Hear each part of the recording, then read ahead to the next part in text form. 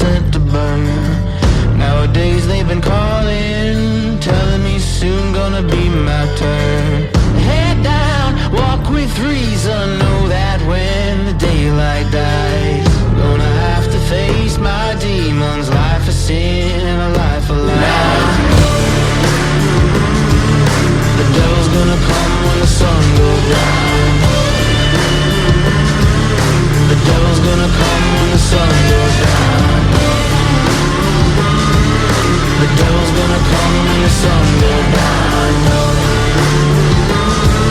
The devil's gonna come when the sun goes down.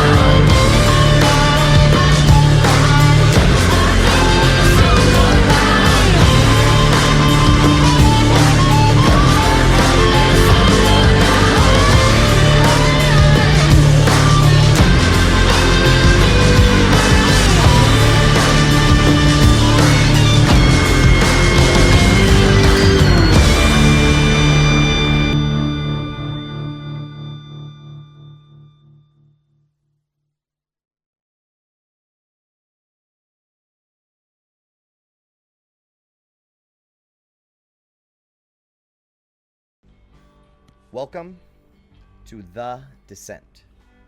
Who wants to do the recap? I got it this week. Cap. The Wastelands by London Rose. We crawl across the wastelands of fire, iron, and bone. We see a watchtower, wide berth, and leave it alone. But I spot something smoking, poking over the horizon. I can't believe it. The gut grinder is what I've got my eyes on. We're checking through the wreckage, but he's nowhere to be seen. We can't find Gunner. Bummer. What all does this mean?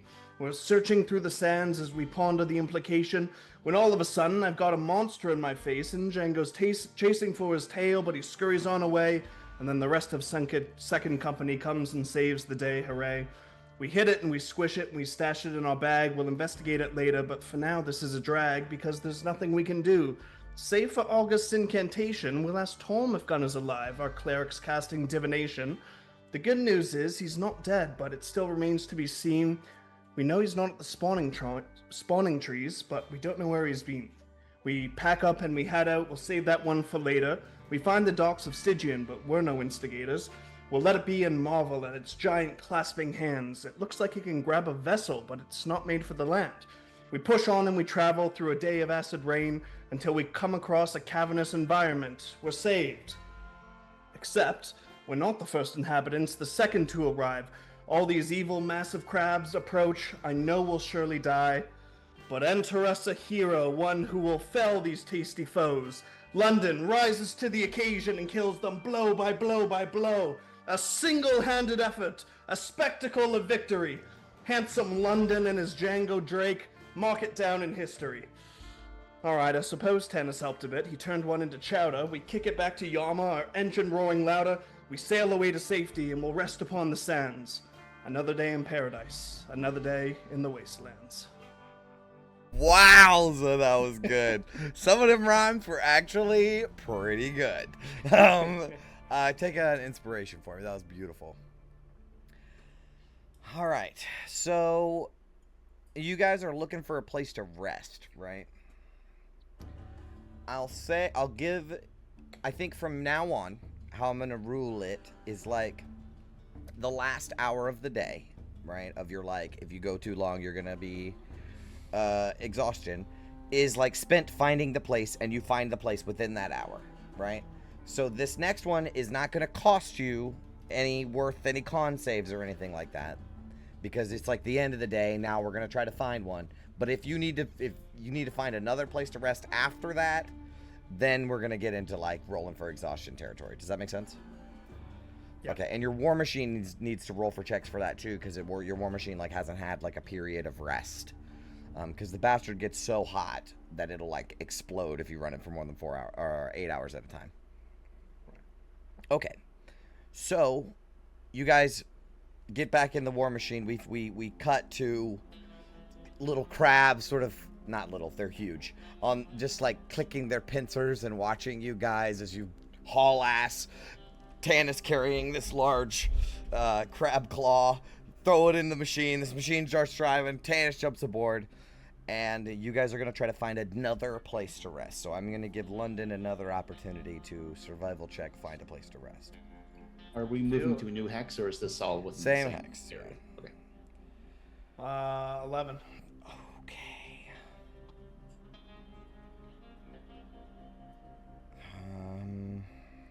Where did I put this? All right, roll a d12 for me.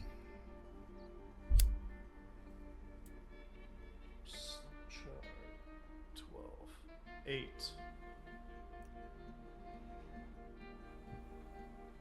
Okay. So as you guys are traveling through, your spotters and London notice a portion of wall, like a stone wall, sticks out of the sand at an angle in the dune, and it seems like just the remnants of a ruin. Like, it's not even a whole wall. It's like maybe once was a giant fortress, but almost all of it is buried under sand. And just this one wall juts out, and it kind of leans at an angle where you could kind of tuck up in there, and it's possible you could rest there for the night.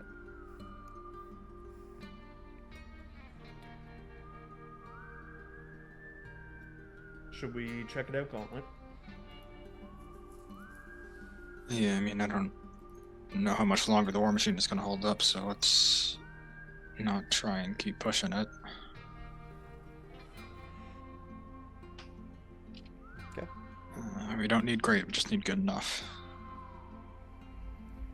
Can we just do a check to see if some other critter had the same idea as us? Yeah, you want to make an investigation check? Sure. 10? It doesn't seem like anything has been around here for a long time. No sign of dune rats or scorpions or anything. Good enough is what we're looking for. I think we found it.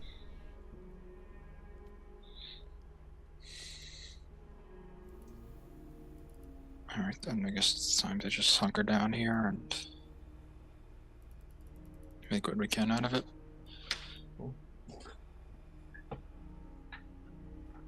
Throw me down the bags then, Vin. We'll start setting up. I guess this is as good as we'll get. All right. And, yep. She'll start tossing down whatever supplies, getting stuff set up.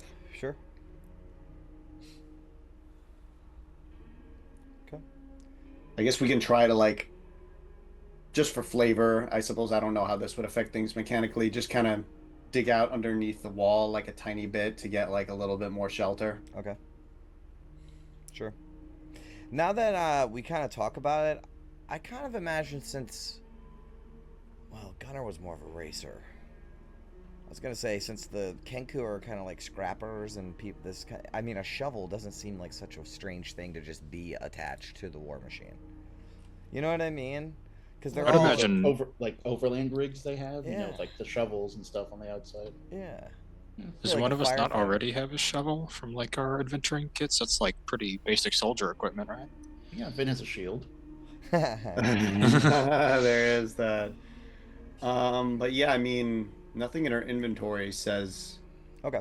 I don't know if that's one of the standard pieces of equipment, but I feel like we gotta have one, right? There's gotta be I'm like a gonna shovel. say, Yeah. to be fair, that I really think that, like, there's a little spot on the outside of the war machine that just holds a shovel, right?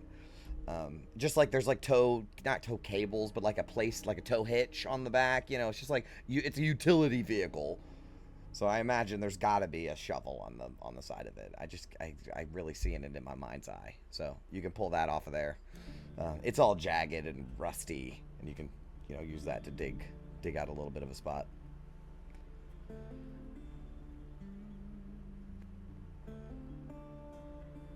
We need a really big bucket. I don't think we have one of those. Didn't we barrelmancy away? Like I thought we put a barrel or maybe one of the vases from El Terrell. I mean, I have 3 water barrels in my amulet. That's what But- it was. I don't And think that. I think Vin created some sort of magical item with the vase, but is that what you're thinking of, London?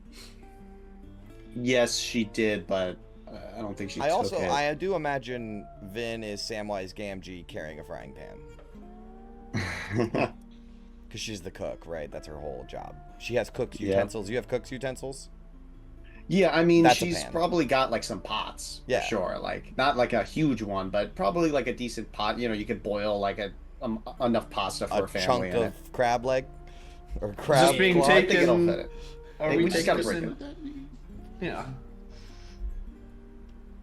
I have a mess kit that probably has something to fry something in. Sure. You guys want to try to fry up this abyssal crab?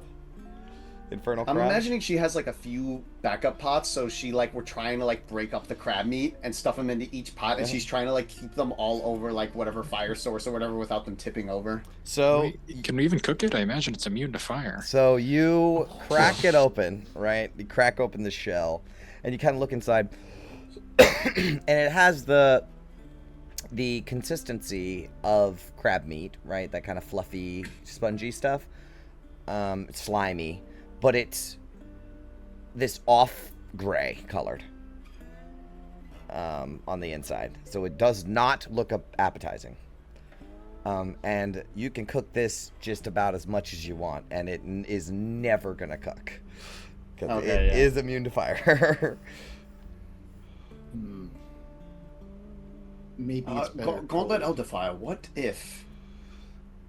Oh wait, no, it wouldn't work, right? Sacred Flame needs to be like a creature target.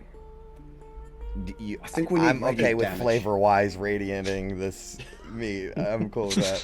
Using the power We of need- God. I hope you like your crab. Well done. We need All right, you want to try it? It can make it warm with prestidigitation. It won't cook it, but I suppose I it's can already flavor it. warm. I don't know. I'm more concerned about like getting sick from a hell beast. So no less let's the see. flavor. The chicken Okay. is fine. Yeah, didn't we eat the chicken? Well, the Who chicken- knows Hold what on. preservatives were in that? Hold on. Will it work? Ritual cast. Is it a ritual? It can be cast ritually. Okay. You're gonna try to purify the crab claw meat?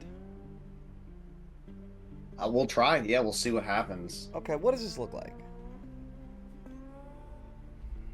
I imagine that it's transmutation. So I imagine it's some kind of physical act. Like I imagine that she has some kind of like special powder with like shards of magic crystals and maybe like a certain type of like weird colored sand or whatever. And she basically like says a little enchantment on the sand and then basically like sprinkles it on all the food, and she kind of like is like tossing it in like, you know, like a pounder or something. like you're breading it, right? Like, Yeah. And you know, you see like little glowing like glitter sparks from the magic crystals. all right. So I'm gonna do this like how I would do like a dispel magic. So I want you to roll like not arcana, like a spell casting. Like roll for your gauntlet thing. That's not like a +1 or anything, right? That's just a flat roll. Like proficiency plus intelligence is what I want. Proficiency plus let's see. Proficiency plus intelligence. I think that is what, right? Because intelligence is 5 and yeah. Okay, so you can roll that. So oh my god, come on. All right, so you have the feeling that you could. So you do have the feeling as you're messing with it, you can see the sand starting to pop and bubble, and the meat start to pop and bubble as if it's trying to purify it, and that it is currently like not safe to eat. We could like flash of genius it, I guess. Let's see. You can use your reaction. Add intelligence mod. That probably, I don't know, is that enough? That then it would be 14? 14. 14? I mean, and then guidance, and then guide. I don't know if we're guidance allowed to him? do that. I And then mean, yeah, guidance. to clean our food for the Okay. evening, I imagine. All right. Roll. Okay, so then it's a roll 14. Roll the d4. Yeah, 14 plus. Okay, now it's an 18. All right. There it is. So then you have beautiful minds moment, right? Where you're seeing like, actually it's more like Ratatouille, right? Where you're seeing it dispel this sort of magical poison on this crab meat, and you see it's like failing. It's not working. The curse on this shit's too powerful.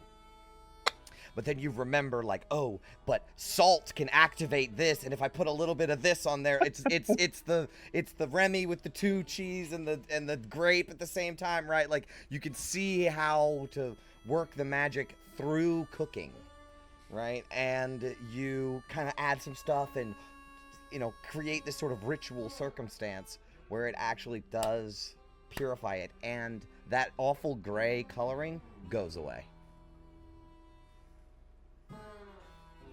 Wow. Right, well, it's a few more steps than a normal crab dish, but I think we did all right. I guess she'll try to, like, cook it now. Yeah, go ahead and make a cooking utensils check with intelligence.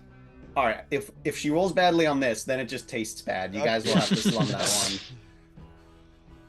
All right, it tastes okay. It's not bad. Yeah, it's not bad. Pretty good for, not being in the kitchen, right? Sorry, I used up all my salt, so it's going to be a little bland. Yeah, so you can cook it now, too, I reckon. This is like, you have prepared it into food. So, yeah, you can sear it up on the sides or whatever. And you can't just boil in the shell. You have to remove the shell, because the shell is really what the fire immunity is. So the meat on the inside is kind of vulnerable. And you sear it up, and, everybody's got crab meat for dinner. Nice. So it was rather impressive, Vin. Beats rations, that's for sure. Good job, Vin. I was worried I was gonna have to eat mushrooms again. You told me 3 months ago that I'd be eating crab legs in hell. I would have thought it was some slang I was too old to understand. Lulu says, I'm a vegetarian. No. Well, here we are, boys. Our meat's back on the menu. Huh. Nice reference. I love that line. But, yeah, there it is.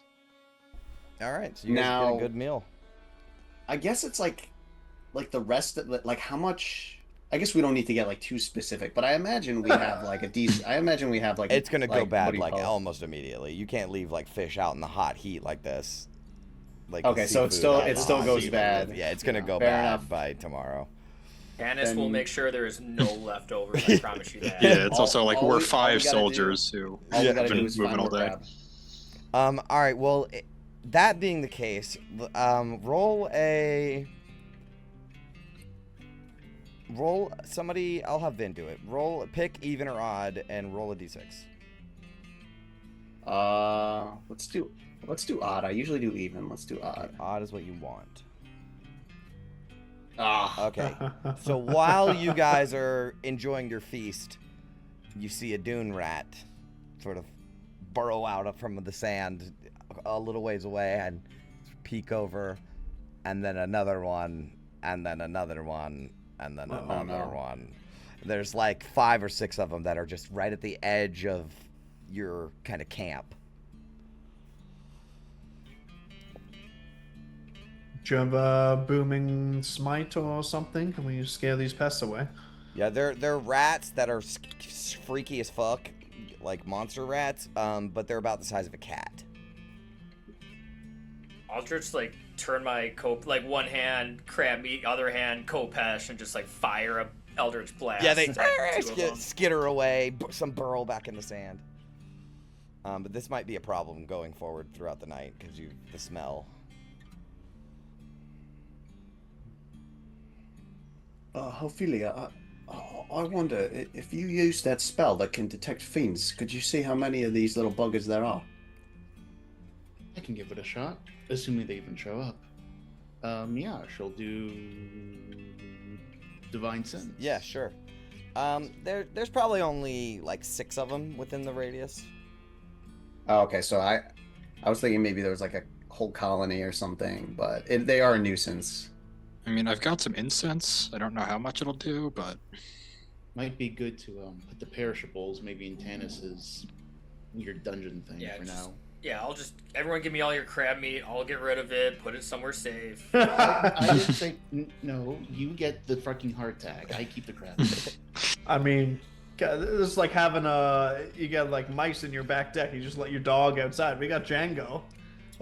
He's going to town. That's your natural pest killer right there. No pesticides. All right, so necessary. you let Django out. I imagine you actually had him out. He's been feeding him crab meat, Yeah, right? I'm feeding him crab, but he's like distracted by all these things So popping up. if you slap him on the ass and let him go wild, he will chase them off.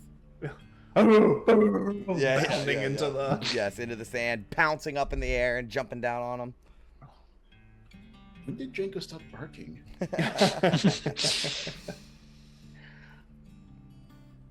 This is also Oh, like but- horse-sized Django, so it's Yeah. an amazing feat to watch this thing move like a fox, because that's how But it he moves, right? he still thinks he's like this big, Oh, so yeah. he'll like jump, like try and jump in your lap and shit. And well, hopefully that provides us enough solace at least for one night.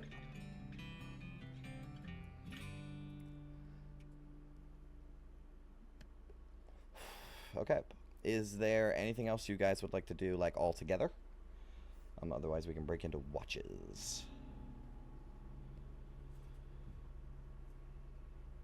So we have, and in character, she's talking about this in a way that makes sense. We have 5 hexes currently in the tank.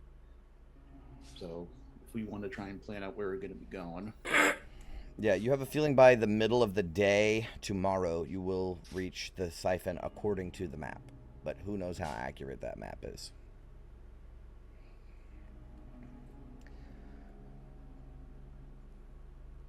What did Maggie say about that soul siphon? there's a possibility of some useful scrap there. Supposedly it's abandoned, but who knows what critters have moved in. Yeah. It's abandoned, attached to the bridge, some parts we might actually be able to find there. It was a prototype for the Stygian docks or something like that. So hopefully there's some good tech there, because I mean that thing looked advanced.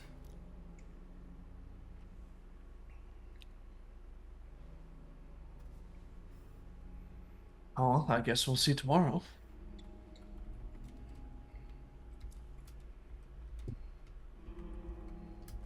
Let's not assume that it's abandoned, though. I think that's probably a safe assumption for anything we come across down here. Starting to kind of think that maybe the insane old hag was exactly just that.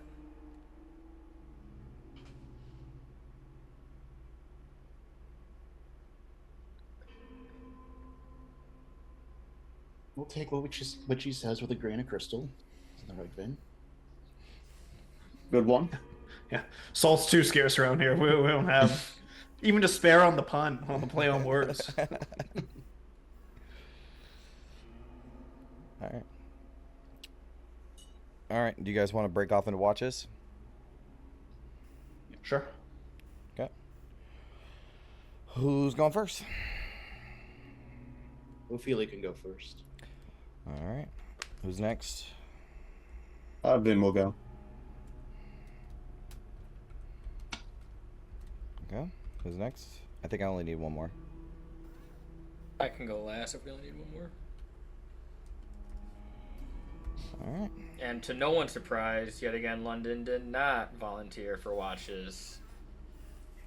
Think you're going to notice? Think we didn't notice this, Chris? The scout's gotta rest his eyes for all the scouting I'm doing. I can't waste my scouting overnight. I'll give you guys Django to keep you company. I don't think he needs to sleep. Okay. Honestly, bro, that's way too scary. No chance. London. Dude, 17, dark a night and night in hell. Yeah. He just wants more time to have dreams of the strange lady. Yeah, that's true. All right, so you are gonna leave Django out. Yeah, with Okay. keeping company. I I haven't read too much in the mechanics, but because he's like a semi-spectral I don't think he thing, needs to sleep either. I don't think he needs actual rest. I don't think so either. So he's like a dragon spirit, right? So not even really like a real dragon. So, if that's the case, then Ophelia, Vin, and Tennis actually don't have a lot of problems, because anytime any Dune rats get anywhere near the camp, Django lifts his head up, looks around. You can see he like feels it, the spines on his back raise up as he's looking around, and then he goes after it, right? And he'll grab it. Have you guys ever seen a dog kill a snake? It's the craziest thing in the world. A snake? Yes. No. Yeah, I used to have a dog that could kill snakes, but it's like natural for them to grab onto it in their mouth and just fucking shake the shit out of it and then just let it fly, right? They just let it go. So I imagine that's what Django does, is he finds the rat, jumps on it, grabs it in his mouth, shakes the crap out of it, and then just throws it. My dog just caught a squirrel the Oh. other weekend. That was pretty much verbatim what Yep. So I imagine that's how that goes. All right. So other than, if that's the case, then you guys get a long rest without any problems.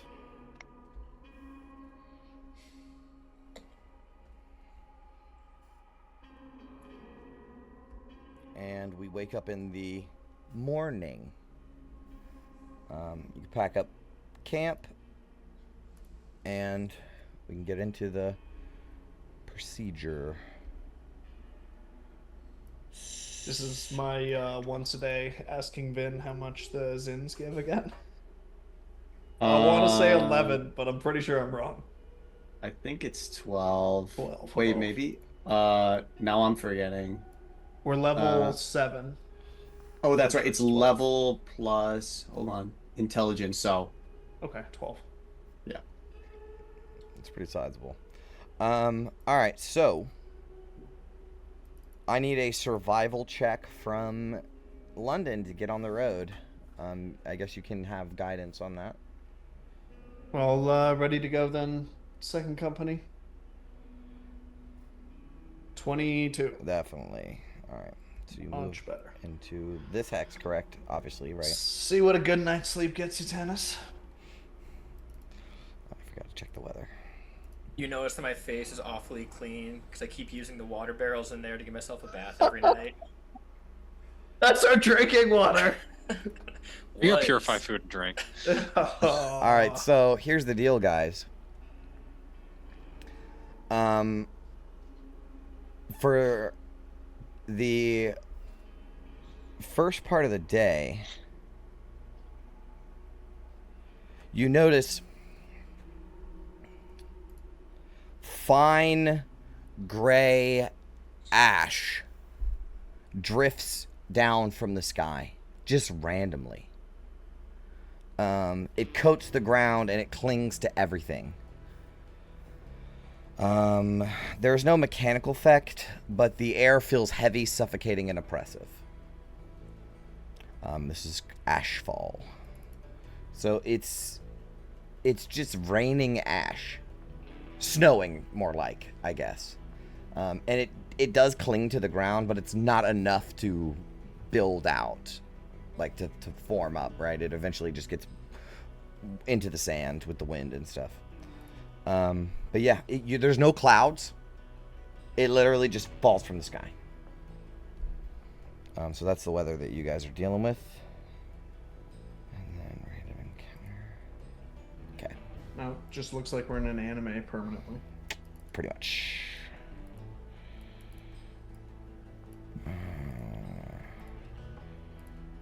Now.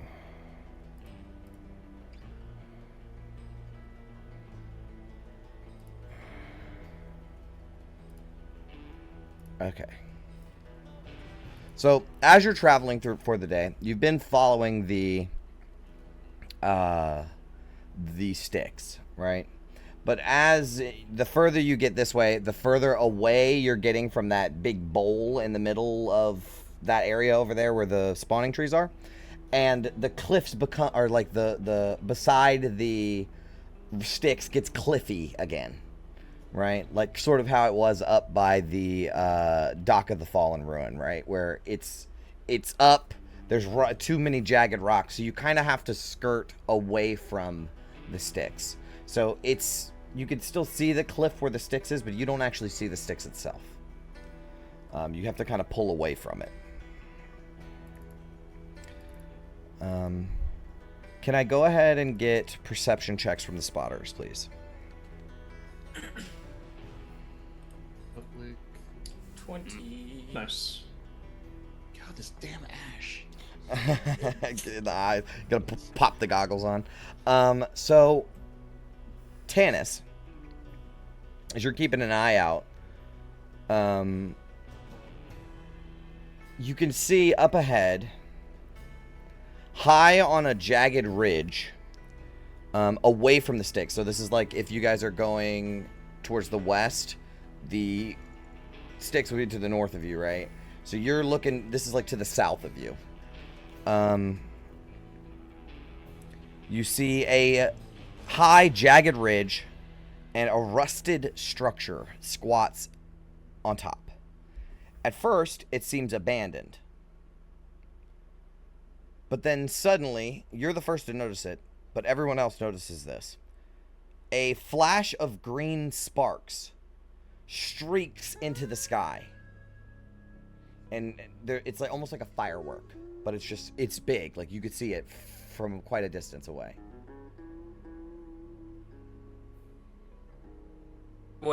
Sorry, did you say that it was in the distance direction that we're headed? It's to the south of you if you were going west. South, okay.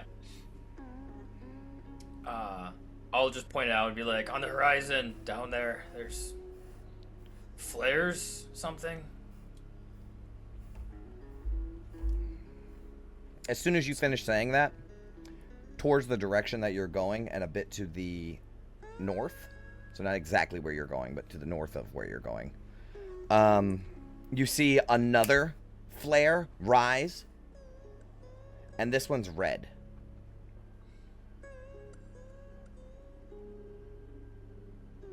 Everyone on your toes. I think we've been spotted.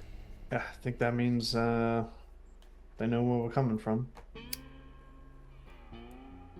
Tanis, since you were the one that rolled the really good perception check, you notice that from where the green sparks came from, a winged shape peels off from the ridge and flies hard in the direction that you guys are headed. Eyes up, they're in the sky. There's something flying over there. How big is it? Is it like It's dragon small sized? from where you can see. Yeah, kind of small from where you can see. Sized? Okay. Maybe a little bigger than that. It's hard to tell at this distance. This is all quite far away from you. Did anyone buy binoculars or what do they call it? Like eyeglass, eye scopes? What do they call them in the old Spyglass? Spyglass. spyglass? Anyone got a spyglass? Afraid not. Vin, why don't you step on it? Let's get there quicker. All right, I guess that's all we can really do given the situation. So much for abandoned. Then you do hear a voice in your head.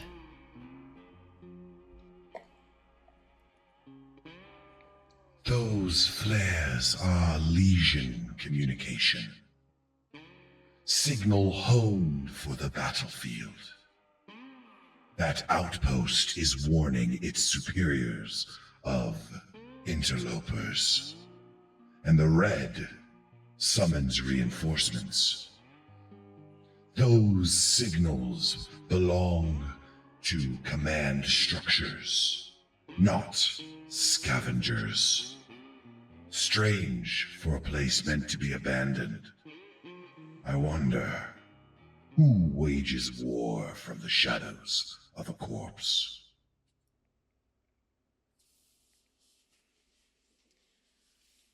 All right, well, she will explain this, and then she will also remark, it's quite strange, though, in a place like this, who would be waging war out here? I don't know at the moment if the flares were meant for us, or there's something else going on, but I think either way we gotta step on it. Don't want to stick around for whatever this is. Okay. So you just keep you punch it harder, straightforward. Yeah, so we're like at this ridge. I guess we're trying to like circumvent it to find the. Yeah, so Soul like Siphon. you're basically still following the sticks, right? But you're just away from the river itself. So it's basically sand on either side of you for a little while. Okay. Yeah, she'll just try to navigate best she can. You know, like I'm sure, like with everyone, like London looking out, like we know generally which direction we're going in. So. You've noticed that in the distance, after a couple minutes, 10, 15 minutes, you notice that the land breaks into a jagged chasm. The river Styx churning below. So you've made it to where the Styx now bends, and you can no longer go that direction, right? But spanning the Styx is a colossal bridge of rust-black iron and scorched stone. Spikes crown the railing and tattered banners flap listlessly in the wind. At the center of the span, anchored above the river, a massive steel-clad facility hangs suspended. Thick siphon arms plunge from its belly into the Styx, while precarious scaffolding and crumbling catwalks cling to its sides. Clustered around the mouth of the bridge is a barricade of fused scrap and sharpened girders, flanked by infernal war machines parked in formation. Broad columns of dust kick up from 2 Tormentor-class war machines that are speeding directly towards you. Oh boy. We got that demon anchor in case we need a hot escape plan. I think now's the time, and those flares, I think, were definitely for us. Yeah, I guess. I mean, Well, not actually, now. Let's see if we can talk this out. I mean, it might just be attacks, and we can get through. Yeah, If we start I bombing suppose. at them 200 miles an hour. But what? I mean, I guess. I mean, we'll see what we can do. But you know, every soul coin is precious. So she's kind of like, you know, bitching a little bit, but she'll. How many are we going to follow the spend gauntlet. running the wrong way? Fair enough, Gauntlet. Yeah. Okay. She will reluctantly slow down, I guess. Await the arrival of these approaching war machines. Okay, so the 2 war machines seem to be they look close from a distance, but as you get closer and you get closer, they're actually spread out a little bit. There's only 2 tormentors, and this dispatch eventually halts ahead of you, and they turn their war machines beside each other, so it's a pseudo blockade. Devils in dark armor dismount, and they have weapons in their hand. It's all at a distance from you. You still would have to approach them. But this seems to be some sort of parlay, like they're like meeting you halfway, right?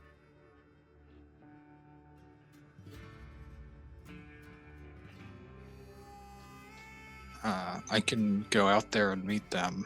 Maybe just be ready to teleport me back, Vin. I got your Gauntlet.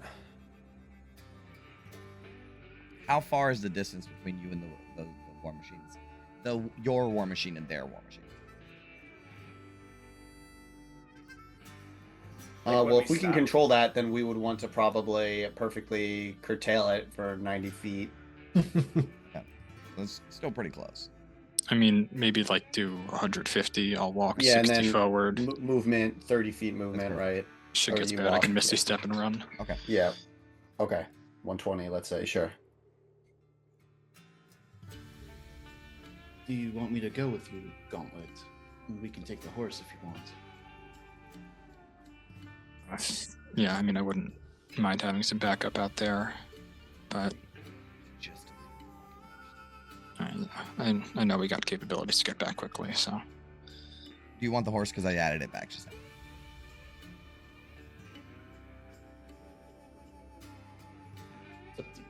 It's up to Gauntlet. Your horse. You can bamf the horse for free. Okay. Lightning kind of strikes, and just a fucking black horse appears, with like flaming blue hair. And Ophelia gets on and with the gauntlet, and you guys ride up. So I'm gonna pull you over to a map, but it is a demonstration map. It is not accurate for like how far you guys are.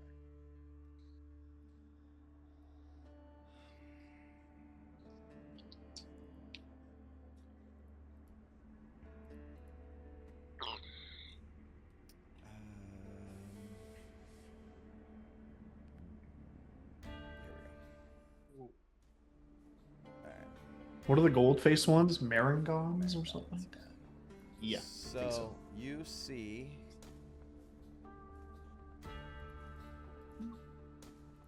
Wow, this map is like not good for the screen I have. Do it like that. So you guys will see. It's harder for you other guys to see, but I guess everyone can kind of see. 150 feet is not that far. So all of these devils on these two tormentors all wear the same armor for the most part. It's not the exact same armor, but it's standardized. It's not like the scrap that you've seen on other scavers and warlords and people that you've seen in the Waste. These guys have legitimate armor on. Like sets.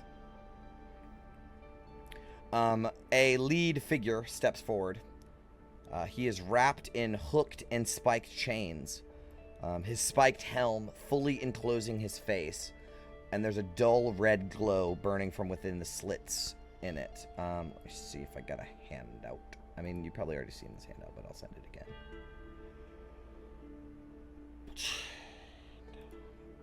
Yeah, here, this one. He kind of looks like that. As he approaches. And his probably his little entourage comes with him. So as he approaches, he begins speaking in this really rough, nasty Infernal. Do either of you speak Infernal? You do, August? Okay, he says, "Identify yourself. You're entering a fortified zone under remnant control. This bridge is not a public crossing." We are unaligned travelers simply seeking to pass through. "This is remnant territory, and this crossing is a strategic asset. Unauthorized movement is restricted." Is there anything we can do to become authorized? He thinks, make a charisma persuasion. See if he likes you. Nope. "No one crosses without clearance. Hold position."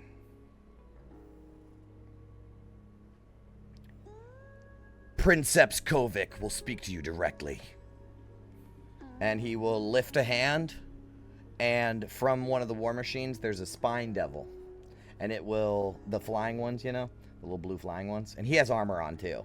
And he will nod, lift his wings up, and fly over towards the bridge. And there is this still silence. And he's just Flash a thumbs up to the war machine behind us. To the rest of the party.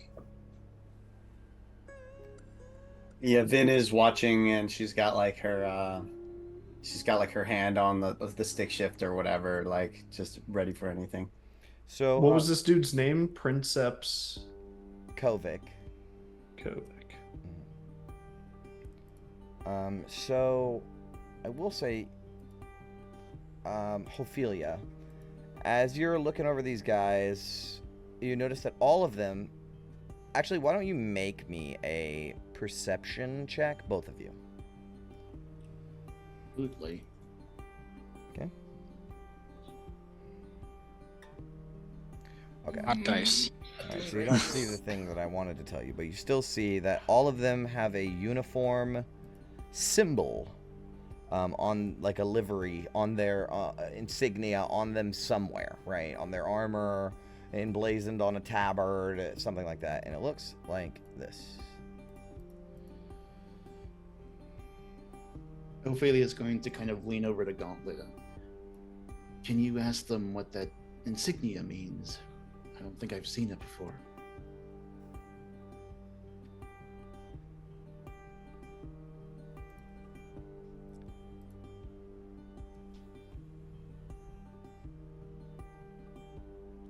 I can try. I'm not sure if they're the type for small talk, but Okay.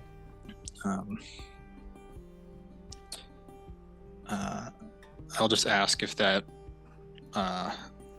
mark is some symbol of an order or something like.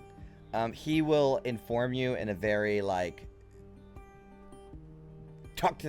talk to me kind of way, but he will say that this is he is a captain of a legion or a what do they call when they walk? The foot soldiers that walk. What are those called? Battalion? Yeah, that's not the word I was looking for. Like foot soldiers. Platoon? Anyway, Infantry? Infantry. He is the infantry. Thank you, because that's the word I was looking for. He's the infantry of the 2nd, 3rd Infantry of the Remnant, under command of, they have a name. It's not Commander. It's Legatus Bitter Breath.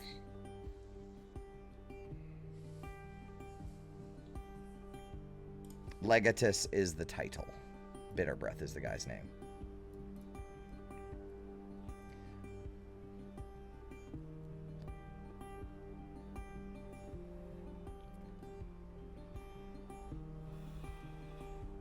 Okay, so you guys just very tension-filled wait, because it does take about 20 minutes. So it is a long wait. Like eventually you might like, oh, good thing you're sitting down, I guess, because it takes a while. Is there anything that you guys do in the meantime? Even the crew in the war machine. I'm watching if anything's coming up from our rear. Okay. It seems clear.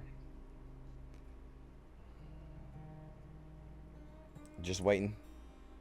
Assuming that Gauntlet tells Ophelia about Bitter Breath, does Yeah. that Oh, yeah, ring of any course. sort of bells with her? No.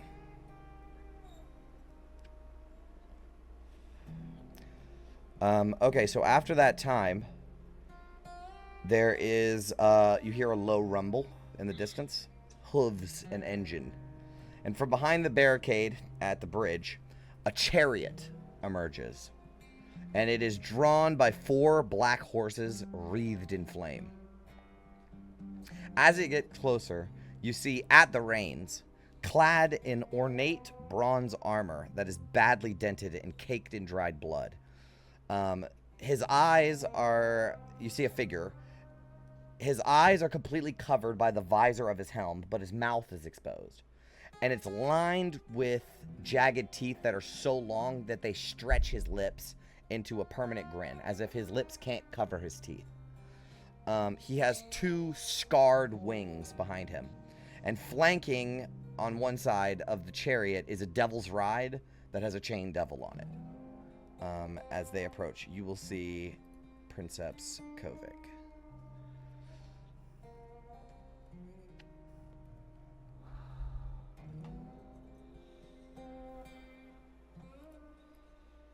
And he rides up to where you guys are. Let me put his token on the map. As he arrives. Let me select all. Nope. Select all these. There we go. Kind of shows up like right there, right? As him and the war machine pull up, he stops the horses as they like death witty, right? Like it's really scary sounding. And he does not dismount. He stays on his thing. And he will say in Infernal if you speak common. Yes. Okay. He will say, "I am Princeps Kovic of the first remnant under Legatus Bitterbreath. You are entering restricted territory under remnant control, and you are within our artillery range. You will state your designation and purpose now.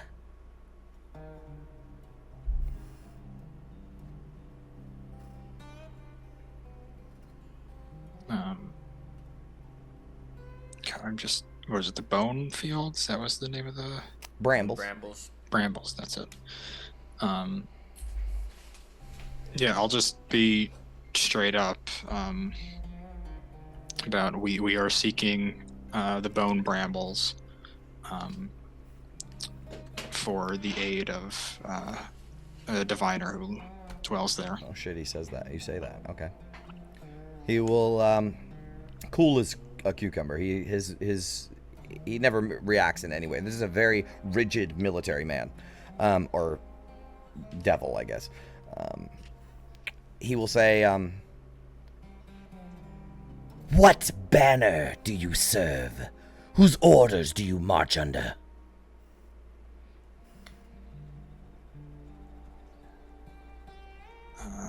Our own. We have been disconnected from the material plane where we used to take orders and are now looking out for ourselves. Then your lives are your only credentials. Make them convincing. Why do you seek this, Osira? Or did you say Osira? You said Oracle, right? Yeah, I think it's a diviner. Yeah, so why do you seek this diviner? For what? What could a band of primies justify risking their hides through my kill zone? So that we may finally return home.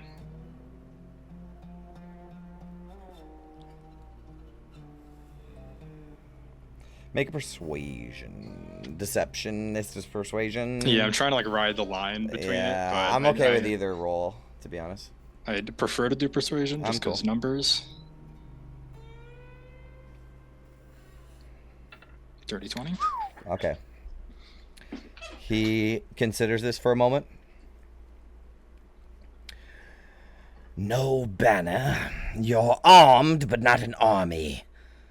Not scavers, but not flying anyone else's colors either. You want to cross? Your machine will be inspected. All compartments, all cargo. Standard procedure.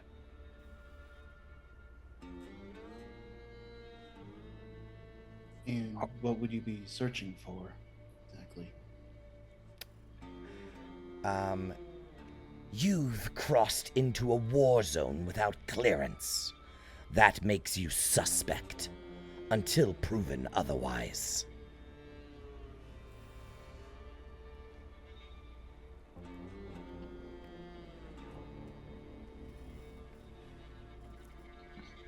Seems reasonable. He will motion for his men to follow you guys back to your war machine. And just this front crew will walk with you towards your war machine. We'll go at walking pace and lead them back. Yep. All right. So, are you gonna let them look through your war machine? I mean, yeah, all our precious cargo is not really on the war machine per se, so it's a normal ass war machine. Let them know that, let them see that we don't have stuff from another army.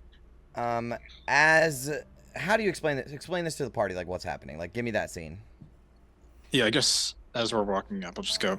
They just want to inspect the war machine, make sure that we're not interlopers from another army.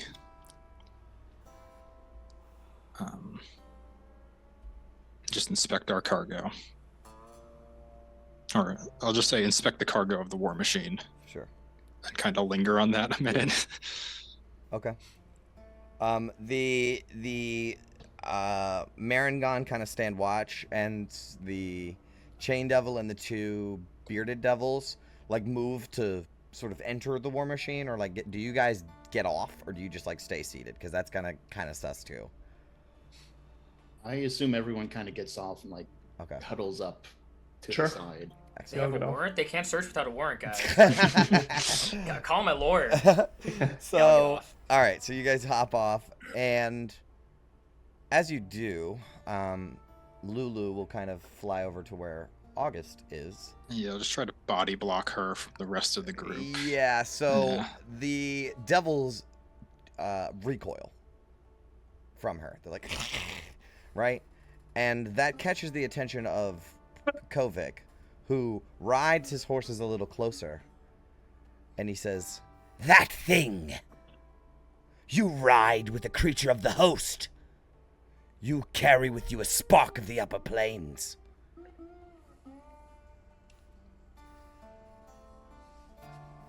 Hence the reason we were trying to leave. None of us belong here. The legatus will want to see this. Prepare it for transport. and he's talking to you guys. Like, prepare this thing as if it is cargo. As if Lulu is cargo. Now, this is where we're going to have another discussion. Denying a command requisition in remnant territory is an act of war. I've buried armies for less. Fucking badass line, goddamn. As Really, a we're commander outmatched yourself, here. oh, bud. I was just gonna say, hopefully we're outgunned here. I don't think we're in a reasonable position to say no to this devil right now. All I'm saying, and she's speaking to him now, as a man of command, whose duties include taking care of those under him, this creature is one of us, and I swore to protect her throughout her time. He cuts you off. You will accompany it. Your objections will be heard by the legatus. Deny that courtesy, and you all die here. Can we at least have any sort of guarantee we won't be split up on the way there? You will ride under watch. Try anything. Together. Yes. He's like, basically, y'all can load back up, and I'm going to lead you guys back to the bridge. Okay.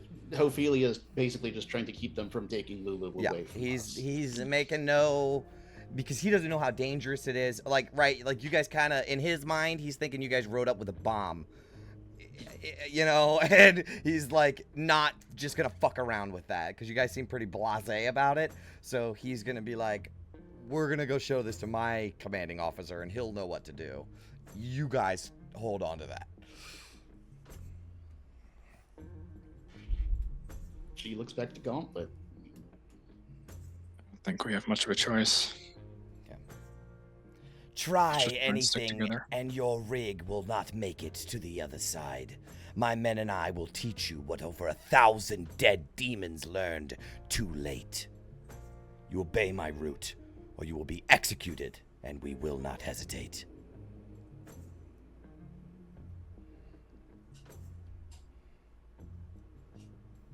Yeah? All right, then I guess we load up. Load up. We've believed you this whole time. Nothing we're saying. So yeah, you do get a sense that these are war veterans. Like, these are the war guys. These guys have fought in the blood war. They are scary. They're not that kooky guy that at the fucking tavern, you know, that's like, I fought all these demons. No. These guys are hardened soldiers. So so everybody loads back up. The two tormentors peel away and sort of lead the charge. They're not really concerned about you guys. The Devil's Ride will ride behind you, and you guys will follow Kovic.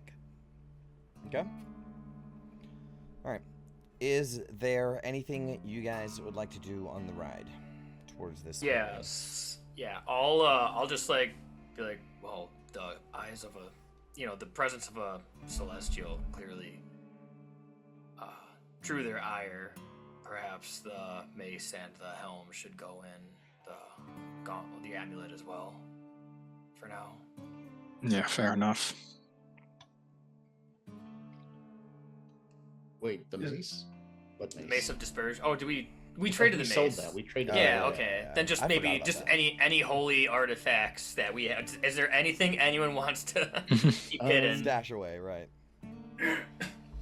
Oh no, Ophelia's on her horse. Never mind. Yeah, I mean, the Not shield sure. has Nistol's magic aura on it. So, Yeah, the shield is pretty safe. You have a feeling. That's not going in the amulet anyways. So. but yeah, I'll give you the helm. Is there some chance that we're just driving deeper into the belly of the beast here? Yes, but if we're inside their fortress, we'll be out of range of their artillery. Well, let's hope this Legatus is as reasonable as these chaps have been.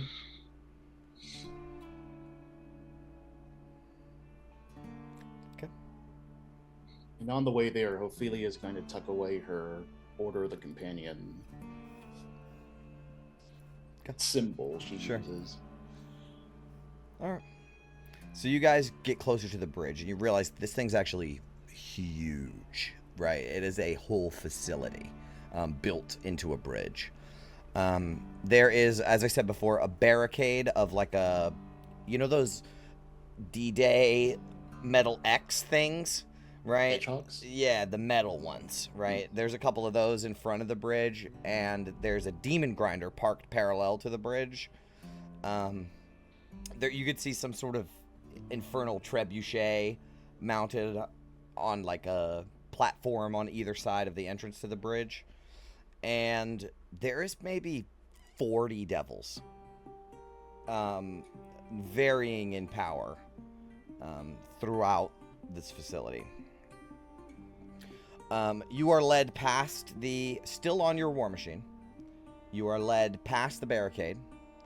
This bridge is wide enough to hold your war machine.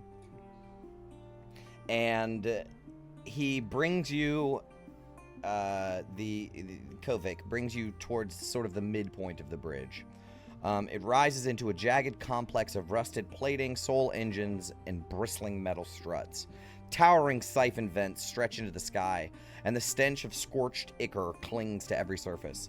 Devils patrol the battlements with crossbows and cruel halberds. Kovic sort of stops and dismounts, and some devils kind of approach out of the woodworks, maybe 6 or 7 of them, to sort of have their weapons at the ready, not like trained on you, but just like held at the ready, expecting you to also dismount.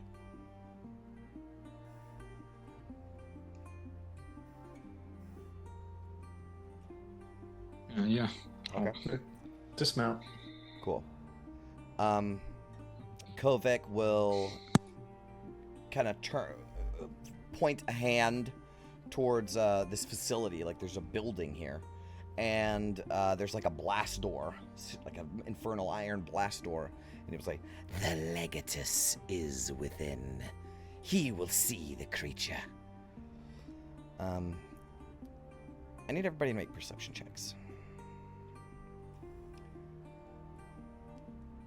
Another dirty 20.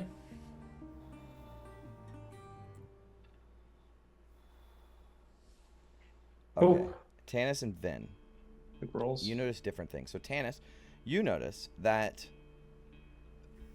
at the opposite end of the bridge from where you came, right, like where you're going, basically, you hear a bit of a commotion. So this bridge is very long, but you can hear a bit of commotion on the other side. It's so faint that it's not like a battle. It's just some sort of like voices talking. There's some people moving around. They're like, you know, in the distance. Then you hear tip tap, tip tap, tip tap, tip tap, tip tap, tip tap, tip tap, tip tap, little clinking noises, like somebody's typing on Will's annoying keyboard, right? And you know that one. Not I don't think you use it anymore, but that one. Yes, that one. It sounds exactly like that. but it sounds like it's coming from the underside of the bridge. And it doesn't seem that Kovic has noticed this. Okay, interesting.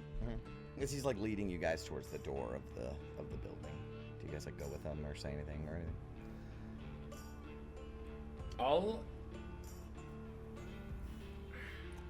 I'll ask him. I'll just be like, excuse me, sir, what's commotion?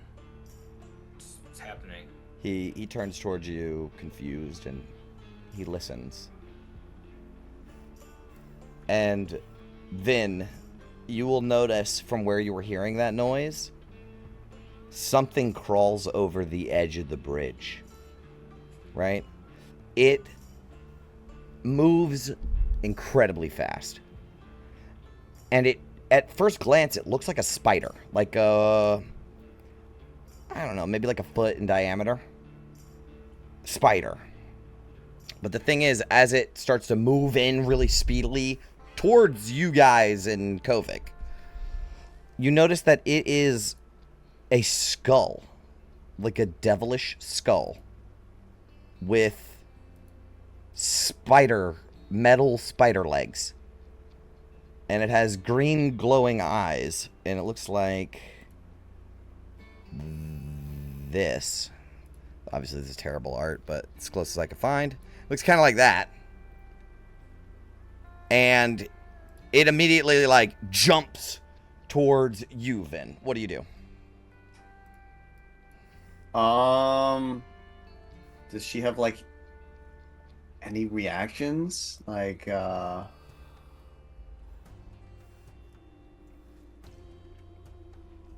I don't know. I would say, like, in the moment, she'd probably just hold up, like, the shield. Okay. Or something. You hold up the shield. It latches onto the shield.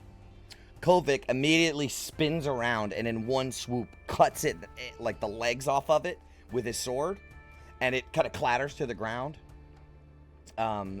This green necrotic energy sort of wisping away from it. And he shouts out, "Contact!"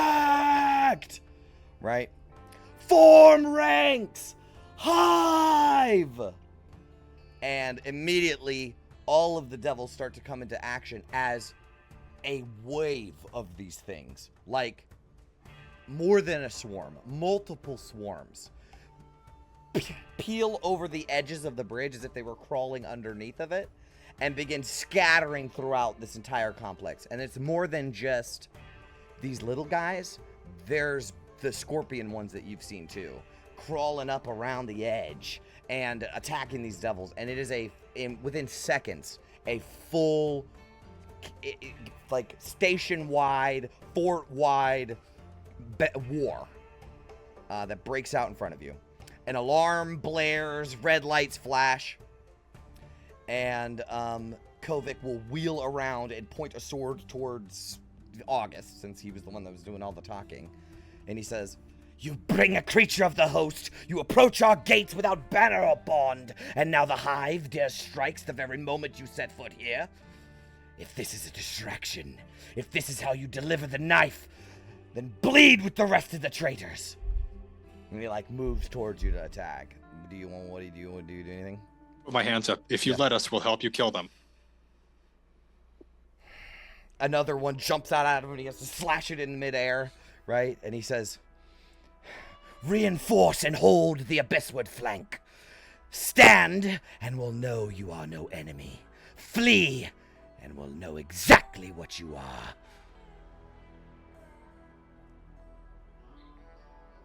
All right, then.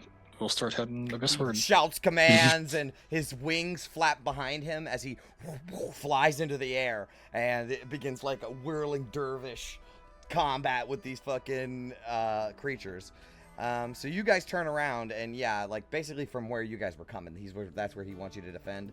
And we're going to treat this combat like other people are doing other stuff, and this is the stuff you guys have to worry about, right? Okay, so let me pull you over to the map. So let me describe what happens to you guys. Because there's something actually pretty wild when you turn around. Let's see. Put on some combat music. So as you guys turn around, you will see crawling over the edge through this sort of swarm of little guys. There are some bigger things. A few of them appear, they shamble, right? Like they walk like tall, they're taller than regular humanoids. There might be like 6.5 feet, 7 feet tall almost. But they shamble like zombies. And they have a combination of undead, like bones and dead demon and dead devil parts with metal and like parts, but it doesn't seem like any of it is mechanical. It seems like the whole thing is being held together by this green necrotic energy, as you will see these guys. Oh, what the fuck? This is some Gears of War shit here, bro. And then the other thing that's pretty crazy is you see other creatures that you sort of recognize. These creatures look like that thing you saw in the drop, that half flesh, half robot thing that Gunnar said that he was kind of, right? It's a Modron. But the thing is, this one doesn't have any flesh. It's just bones. And a green glow where its eye once was, as it's like an undead Modron.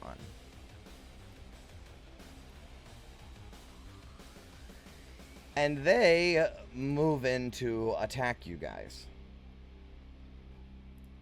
So I need everyone to roll initiative, please. Nice Photoshop on that Modron art. Thank you. Thank you. Pretty clean, right? Yeah.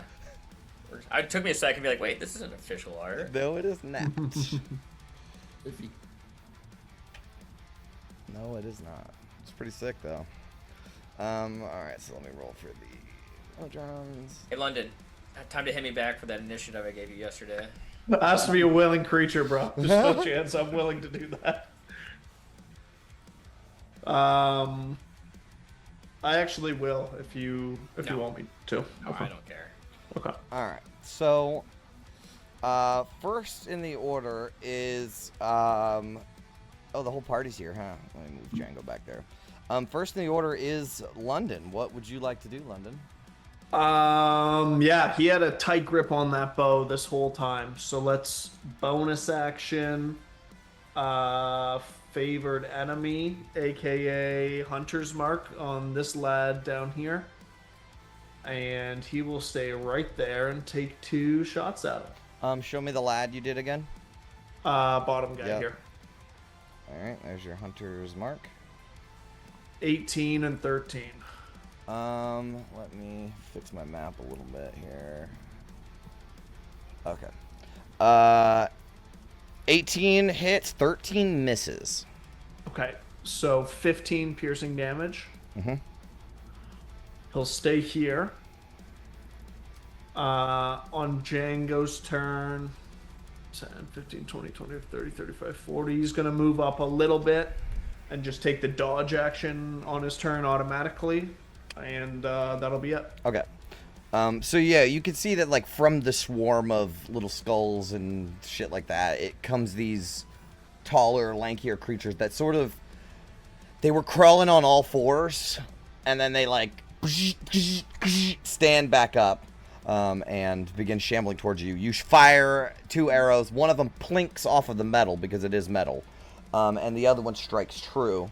As there's a burst of green necrotic energy from it. That's your turn, and Ophelia. Okay. Bonus action engine ignition. Nice. She's going to Yeah. Maul as she runs forward 30 feet to there, and she's going to hold her action for anything that gets close to her. Okay. And that's your turn. Mm-hmm. All right, it's the Hive Modron's turn. Oops, sorry, wrong button. Cool as hell. It's pretty cool. I don't even know what these guys do.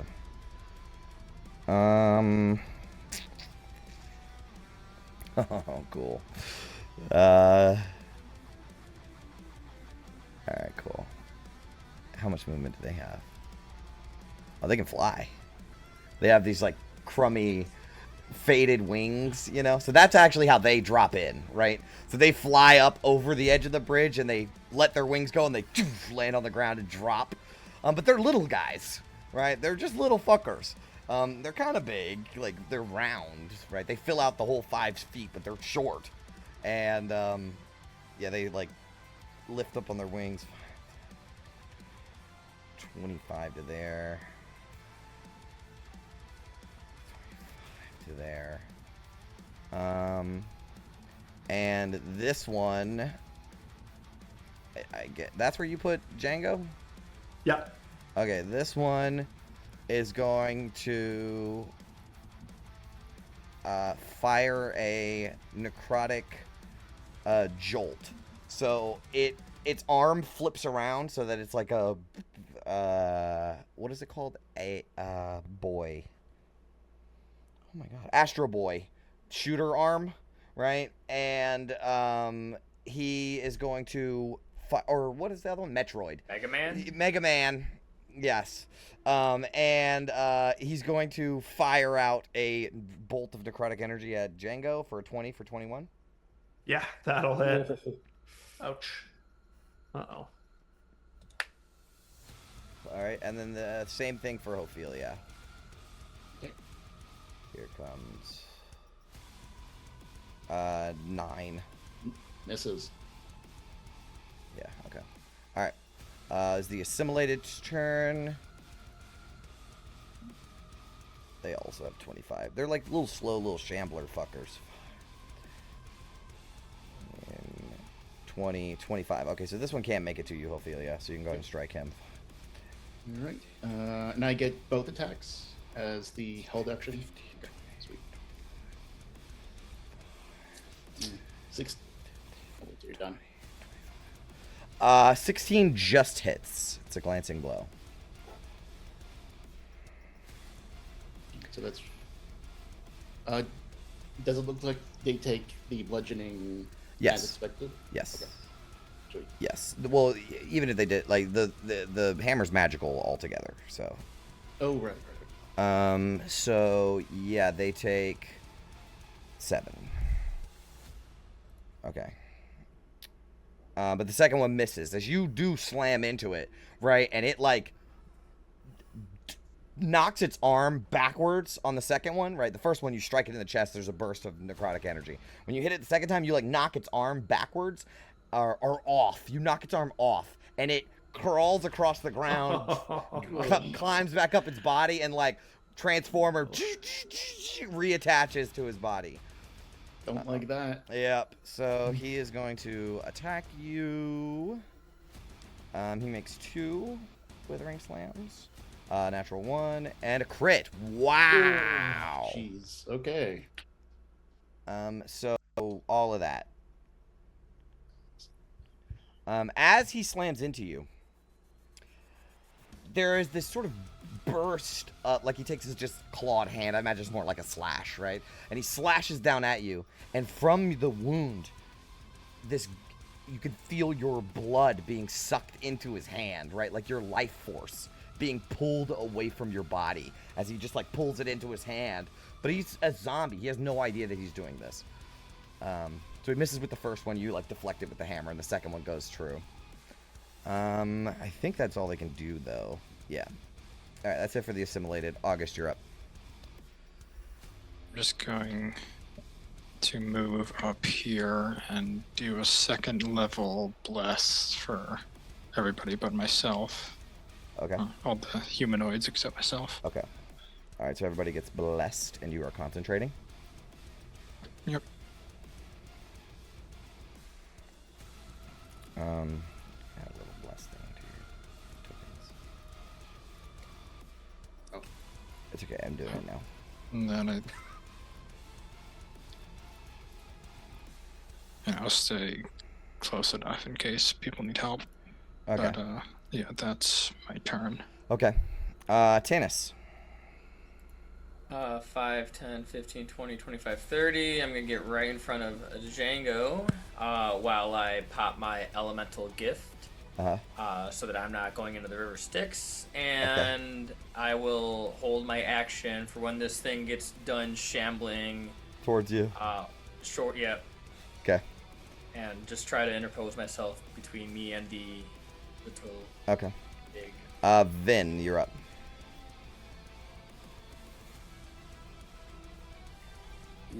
I think.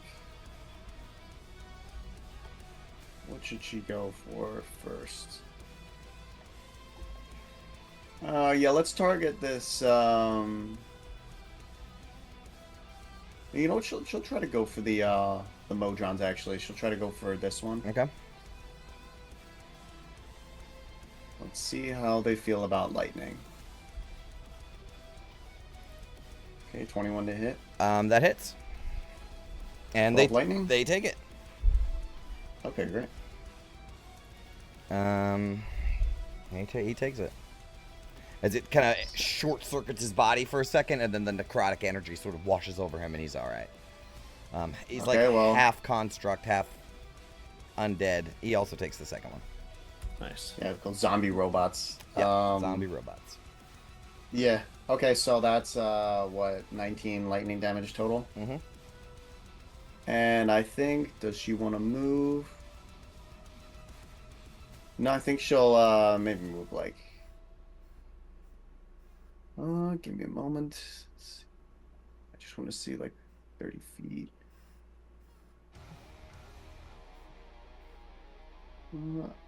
Okay, she'll stay there. Okay. Top of the round, London, you're up. Good job, all.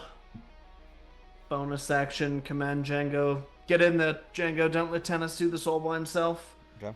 And I'll take 2 more shots at this guy here. Okay. A Hit. 20-something and a 17. Both hit. Okay. The first one is 20 piercing. Mm-hmm. As Django sees the arrow fly overhead, he's going to shudder his scales a little bit and add in an infused strike for 1 whopping damage. You kill it. Thank you, Django. As you pull back the bow, fire it, Django lights it up with lightning. It strikes into this thing. It shudders and it gets electrocuted, right? And does it do anything crazy when that happens? Nope. All right, and it collapses down onto the ground, dead. Okay. Then Django's turn. Oh, man. Dude. 20. No, let's go all the way. 25 movement, and he'll take a bite out of this guy. Mm-hmm. Spark bite. Oh, 10. Yes. And that's it for us. Okay. Ophelia, you're up. Okay. Oh, no, wait. Was that initiative count 20? Yeah. Okay, so hold Yes. on. I'm sorry. On initiative count 20.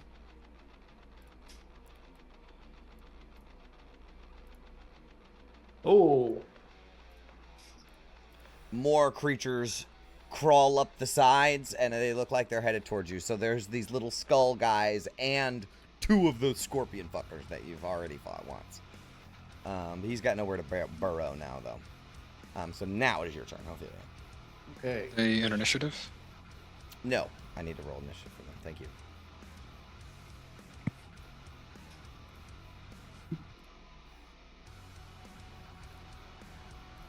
Okay, now it is your turn, Ophelia. Awesome. As she makes the attack action, she's going to use a charge of Transdivinity for Vow of Enmity on this guy, and I believe that stays for 1 minute, and she can move it without spending an action or bonus action. Oh my god, Bishop needs that so bad. The target's got to die first, it looks like, though. Yeah. But for now, she has advantage on this one, so she's going to swing.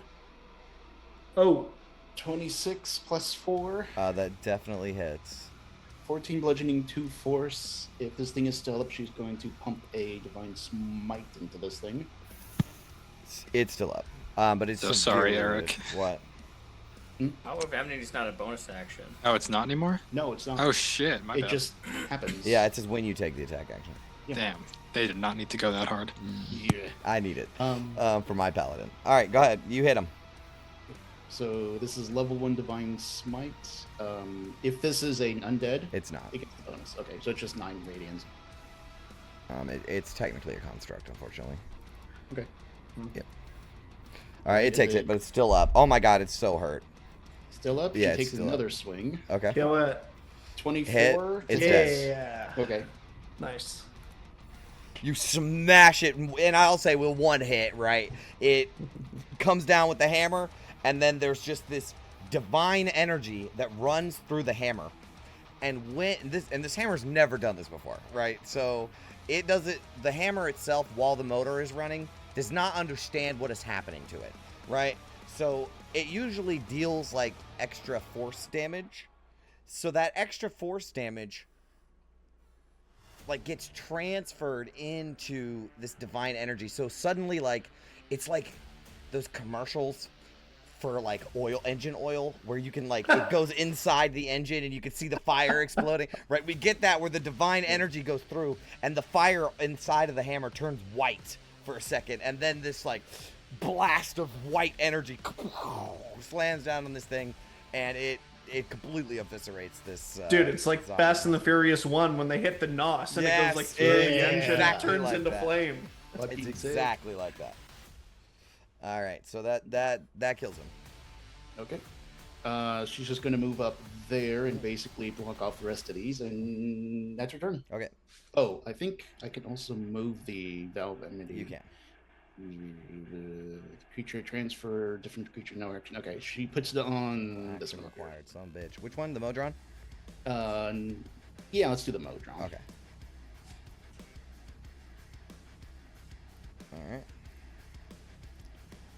All right. Next in the order is the crawlers. So these little skull things, they skitter forth and they're fast as fuck. Can I use my held action? You can. Nice. 14 and a 26. 14 is a glancing blow. That's 6, so that's a total of... Bless. Oh, thank you. Oh yeah, so it automatically. Wait, hits. no, that has the bless on there, because I have the bless checked on, so... Did it not? I don't see the blast. No, it would have said that it rolled a d4. Oh, I put on the save modifier, not the attack modifier. Oopsies. Yeah, so, okay, so... It's definitely overdoes it. Yeah. So hold on. Alright, so 19. Yeah, it's dead. You completely slash it as it runs up toward you. Slash it in half. Okay, so for Django, this crawler is going to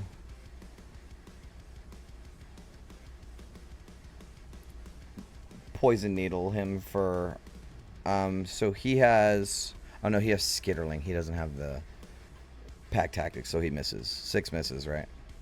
Yeah, Django just puts the wing in front of him and blocks it. Okay, and then I think all 3 of these ones that skitter around the corner are going to jump on Ophelia and try to jab. So all of these creatures, they have bladed legs, so their legs are like swords, or like really sharp pieces of metal.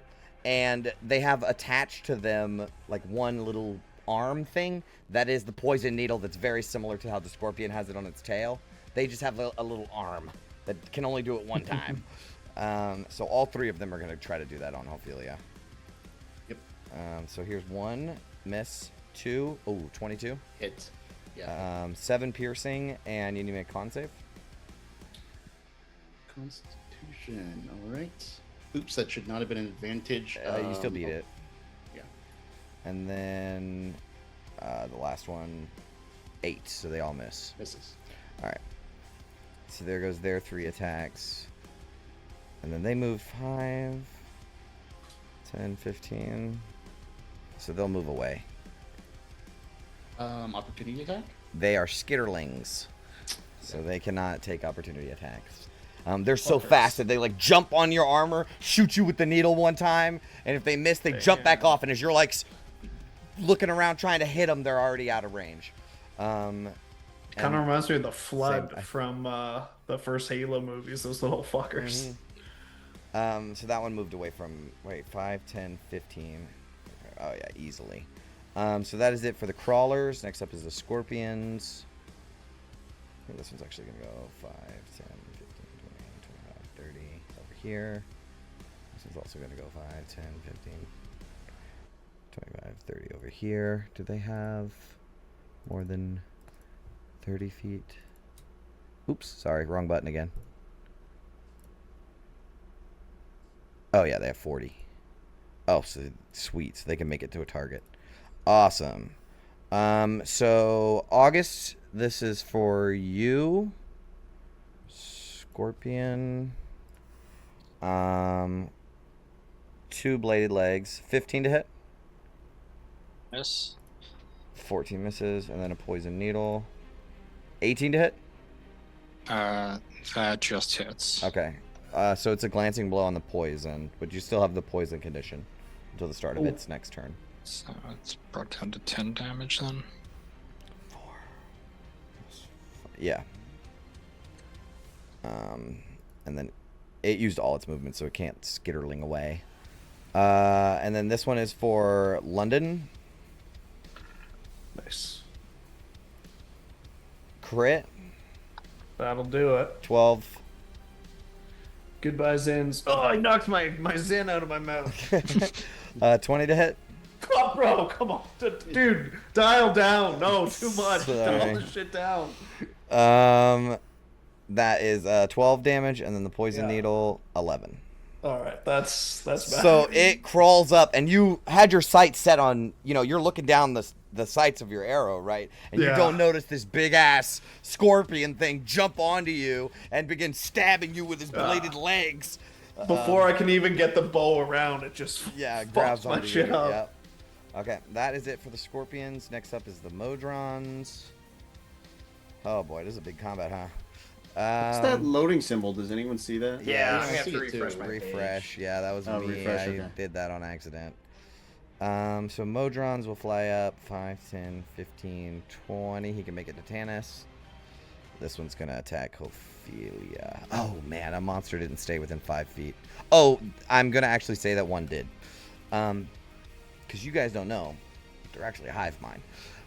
So one of them wouldn't have moved because he would have known that he was going to be helping his friend to make this attack. So now the Modron has advantage.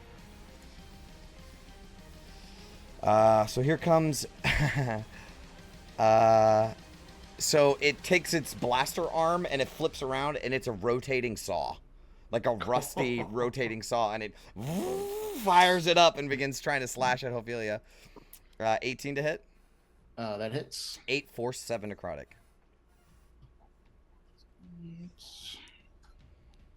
All right. Okay. That was it for its turn. And then this one on Tanis. Tanis. You will hear a voice come out of this thing, but it doesn't move its mouth. And it's definitely, this voice does not belong to this thing, and you don't know what it says. It doesn't even speak in a real language. It's kind of like a robot language. It's like R2-D2 type shit. Kind of. It's a little more scary sounding than that. But I need you to make a con save. Con save. Wow, that no. sucks. Okay, so you take... Oh my god, that was a good-ass fucking roll. 14 necrotic damage. Mm-hmm. And your hit point maximum decreases by that much. Well, it's a good thing that I only take 2 actual hit points. As he reaches out with a hand, and you feel your life force being drawn into him as his green light eye glows more, as he's sucking your life force out of you. The assimilated go. They're kind of walled right now. Ophelia's over here tanking. 10, 15. It's going to go for Django because it has to. So Django takes 2 of these. A 18 to hit. Yep, that hits. 5 force, 3 necrotic. Okay. Uh-oh. And 16 to hit. No, misses. Okay. Same thing. It like draws out the life force, and then this one gets advantage on Ophelia because it's got pack tactics kind of thing. It's actually called hive tactics. 12 to hit. Nope. 23 to hit. Yeah. All right, 5 force, 4 necrotic. I'll silvery barbs that just because I'm getting my reaction back anyway. Okay. 22. Oh, So Sorry. that's- Take the top damage, please. Oh, that's the same, Okay. technically. I think, yeah, she's bloody now. Okay.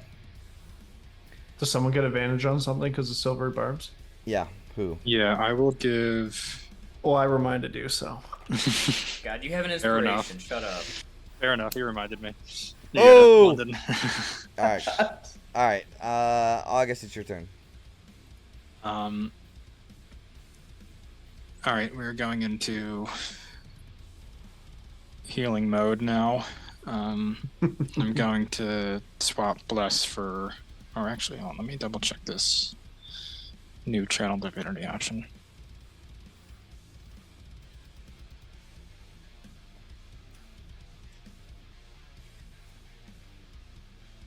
All right, yeah, actually, I'm going to do that. I'm going to get within 30 feet of Ophelia.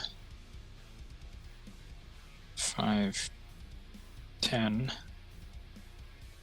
All right, we're good. All right, I'm going to use Channel Divinity, Divine Spark. Whoa. Boy, 1, 2, 3, fourth paragraph.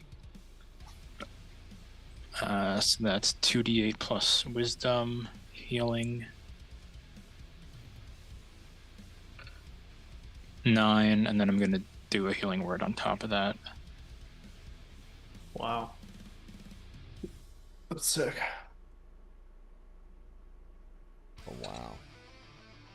Whew. That was a lot of heal. Yeah. All right, so yeah, 21 total. Huge. That thing you got with. And then yeah, I'll keep bless going, and then the poison thing ends for me, right? It's at the end of its next, or the beginning of its next turn. Hold on, I'll tell you right now. Start of the hive creature's next turn, so you're still poisoned. All right, then yeah, just be as far away from. Can I fall through there? Is that open? That's open, yeah. All right, I'll go back here then. Okay. All right. Tanis, you're up.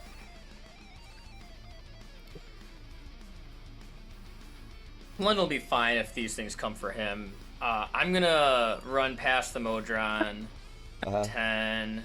This thing's gonna get an attack of opportunity on me It sure as is. I begin to fly jump across the bridge.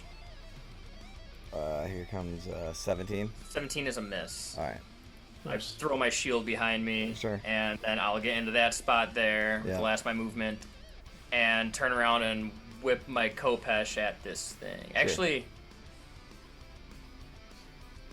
oh no, yeah, okay, I can do this. I'm gonna cast Armor of Agathis on myself as well as a bonus action. Okay. So it'll give me 25 hit points, temporary. And then I will Kopesh him twice. Okay. First is, this was not Advantage. a advantage it was supposed to be, so That hits. 20. Yeah. Same damage, 12. Oh, hold on. Yeah, yeah. Plus. Yeah. All right, What about take it. Genie's Wrath? That's what the 3 is. Nice. And Nice. then I remember to put it on this time. I know. There you go. And then Kopesh. 17. It only took me how That's- long to play this character? For episode 43, we got it. Yep. All right. Another 8 points of slashing. He's bloodied. All right. That will be my turn. Okay. Ven, you're up. Okay. I think we need to destroy this one. We don't want London being. Get this thing off of me, Vin. Oh, there's also August concentrating on bless. Yeah. I'll be okay, Vin. Save the gauntlet. Yeah, no, I think the gauntlet might take a little precedence. He's also our lifeline. All right. We're gonna go for this one. I'm sorry, I missed it. Which one? The gauntlet? The one on gauntlet? The one on Yep, Gauntlet. got you. They weren't resistant to lightning either, right? Not that you know of, I don't think. We fought one. I can't remember. Whatever. 18 to hit. That hits. Oh wait, Oh, that's a Thunder Gauntlets. My bad. Hold on. That was the wrong thing. She actually hasn't used that thing. That's like a melee. Oh shit. Cool. Okay, 19 to hit for the lightning. I mean, I'll just take the. Yeah. All right. Yeah, it's similar rolls. It hits. Okay. Okay. And then the second. Also hits. Okay. We'll do the 18 lightning. I got it. You got it. Okay. All right. He Yeah. takes it. Yeah, And he's fine. is there any telekinesis she can do? No, not really. Although. No, never mind. Okay, she'll hold position Someone's and on the kind of edge. Oh, wait. Too far, though. 30 feet, right? Hold on. Is it 30? Telekinesis It was wasn't 60. reprinted, was it? No. Was it? Does it work different now? I actually forgot to check that. I think so. Alright, Yeah, well, 30 feet, telekinetic shove. Oh, Yeah, 30 feet. Bonus Okay, action. so I mean, she could. Let me see. Oh man, she could get like. She could actually do. Yeah, if you have to stand on the edge, it might not be worth it. Yeah, because there is like you could fall down right here technically, right? Yeah. Actually, All right, anything then. past those bars is you can fall down. Yeah, no, that's If- probably not a good idea. Like, you're on the railing. If you telekinetic shove the one by Gauntlet, does that allow him to move his next turn? Since he's no longer in melee range? I feel like we talked about this before, and They'll go before him, so they'll probably just skitter right back at him Oh. anyways. yeah, it could do that. But I was wondering because like what if she could shove it away from herself, right? So she can like make an attack without Although London's disadvantage. about to go. Or like no opportunity attack. There is that as well. Like London's about to go, so I guess we should discuss this. Like, can she push this thing like Yeah. over here? Yeah. Okay. Yeah. And then London. There we go. London doesn't take an opportunity attack. Okay, she'll All do right. that then. Well, what's let's make is there roll. new rules for it? Or is it the same shit? Same. Sorry, strength save. Yep. Let's. He fails. Ooh, nice. Oh, beautiful. I mean, also. All right, you it can gets switch shoved. right there. Yeah. It's shoved backwards as you like Iron Man force pulse him away. Or I think it technically should be here, right? It's like straight. It's a straight push. It can't be diagonal. Yeah, no, it is your straight line. Oh, Yeah, okay. So that's kind of how I was seeing it. I interpreted the wording differently, but okay. Then that's it. All right, London. I was gonna use my new 2024 6 sharpshooter ability to not even care that that guy was in 5 feet of me. You can But still walk up to it. yeah, bring it on. Either way, I think the only way to repay August for the odd montage is to give him a little help here. I'm gonna bonus action switch my hunter's mark up to that guy on August and take 2 shots. Okay. A whole lot. 30. That definitely hits. Is Jenga within 30 feet of that? Nope. Sorry, buddy. And let's go one more shot. So 20 something. Yep. 15 plus 12. Yep. 27 piercing. He is like nearly bloodied. Ah, damn. Okay. All right. Django automatically takes the dodge action. Okay. And he'll move 1 square there. Okay. Remember that dodge action because I'm going to be attacking you later probably. Yeah, Okay. That's your turn? that's it.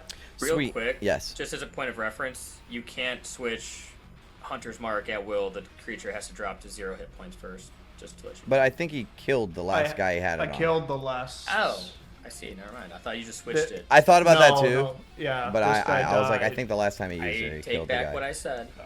You were right. No, very fair. If there's anyone who's going to mess up the basic fundamentals of their character, Yeah. that's fair. It took me 4 weeks to learn it. So, on initiative count 20. Oh no. Ruh-roh. Let's see if I can find the handout for this fucking thing. So, you see floating in the air, moving like parallel to the bridge from the direction you were headed, right? It sort of floats around and begins heading in your guys' direction. It is this big 10-foot diameter sphere that is floating in the air like a blimp. But from its body, it has these mechanical tentacles. And you can see that it has multiple eyeballs that all glow this greenish energy. And it has a skull, undead skull face, as you will see this.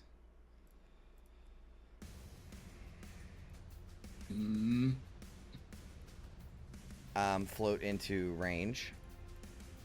And Tanis, you just heard that one speaking earlier, right? But it was a voice that wasn't its own. This one has like a megaphone attached to it, and it's constantly saying stuff, right? But you have none of you have any fucking clue what it's saying, but it's saying like it through like a muffled speaker, like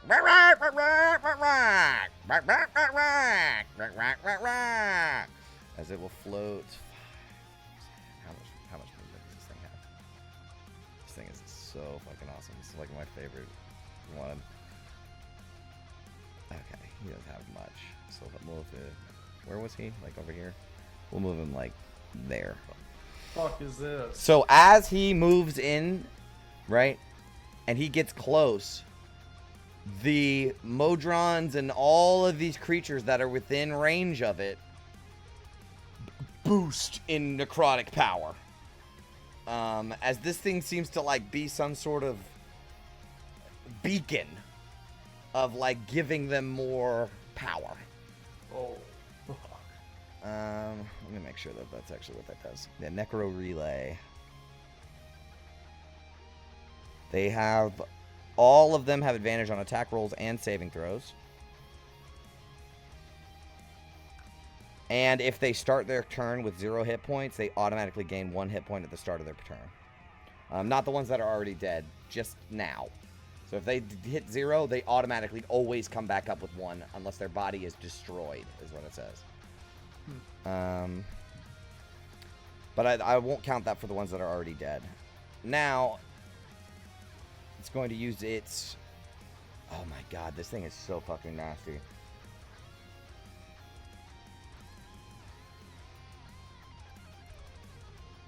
Oh my god. Yo, this thing is nasty. I way overpowered this. I'm gonna, on the fly, take away one of its abilities. Alright, so it is going to use an entropic ray on, let's say, Ophelia.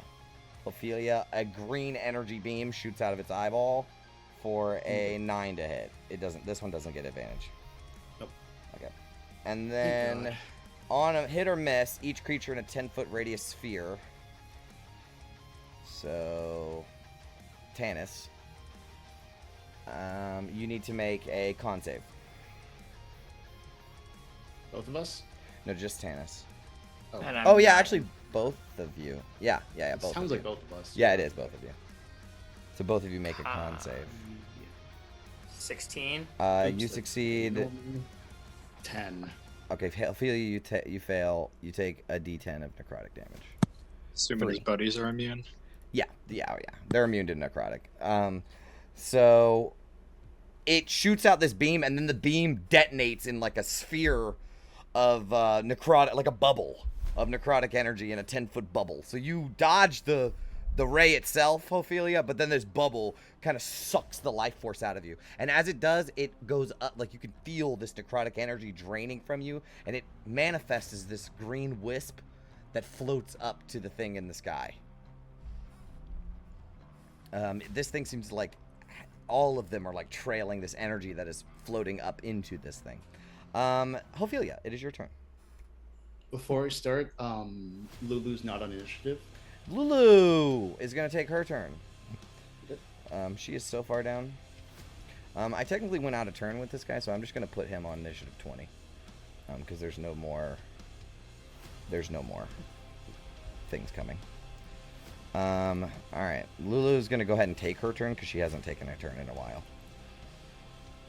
She's going to go up to here, and do her Trumpet of Blasting to hit this Modron.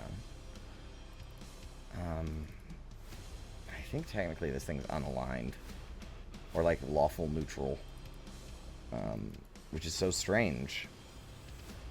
Oh, yeah, that is surprising. Yeah, it's kind of strange. They're just following orders. No, I guess they're lawful evil.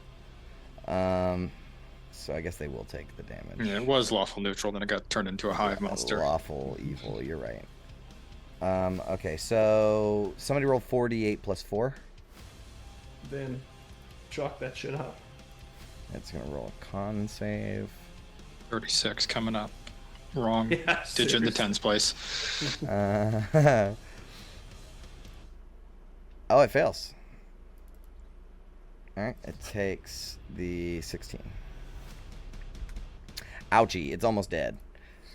And then Lulu's gonna like fly back over towards the gauntlet, I guess. She has like movement out the ass. Okay, now it's Ophelia's turn. Okay. You find yourself surrounded, and this the big thing in the air is like definitely powering these other creatures. And you'll notice as you look down the bridge, there's 2 or 3 of them. They're not in your combat, right? But they're like powering all of these guys on the bridge. Yeah. I don't think I have anything smart to do, so she's just gonna have to go after this Modron. Okay. Has advantage. Can Dragonborn fly now? You haven't seen her fly. 23 to hit. Yep. Sorry, 25. 10 bludgeoning, 3 force. How do you want to do this?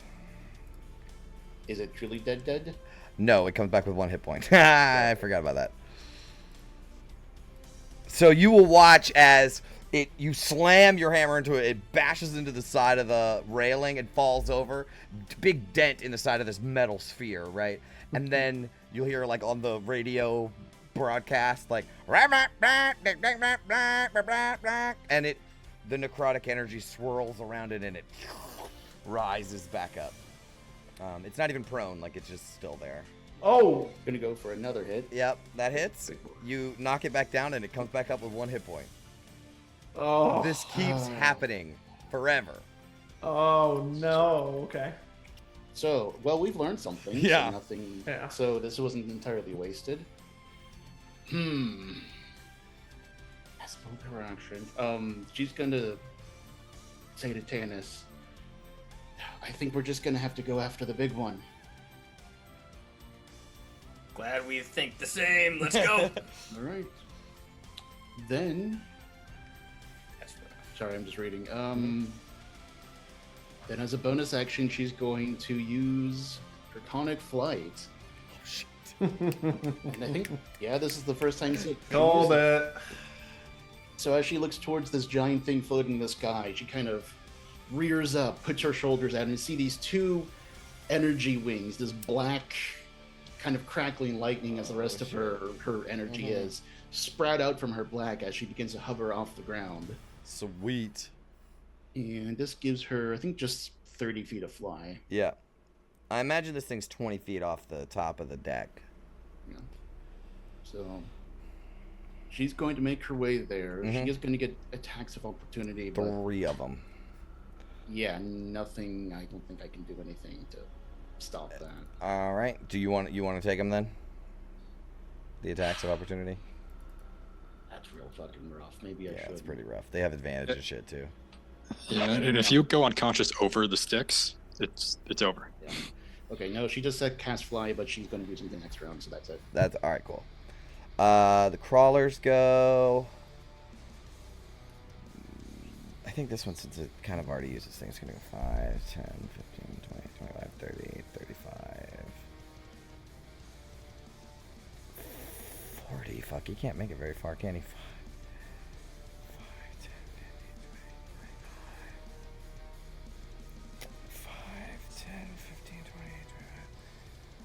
40. He can't make it very far either.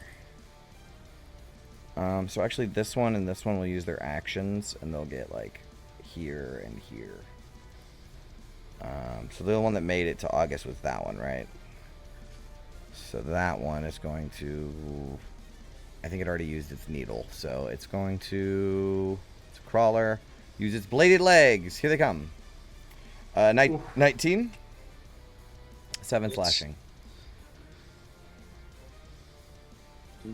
I think, yeah. Oh, it misses.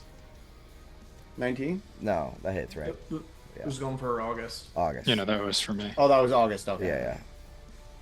That one took its action to get to you, so it can't reach. It can't make it. My bad. All right, you're good. And then this one actually gets to go on Ophelia. So here's a bladed legs on Ophelia. 7. Or no, 13. Nope. Okay. That's all the skitterlings, the crawlers. The scorpion goes. It's going to run up to London.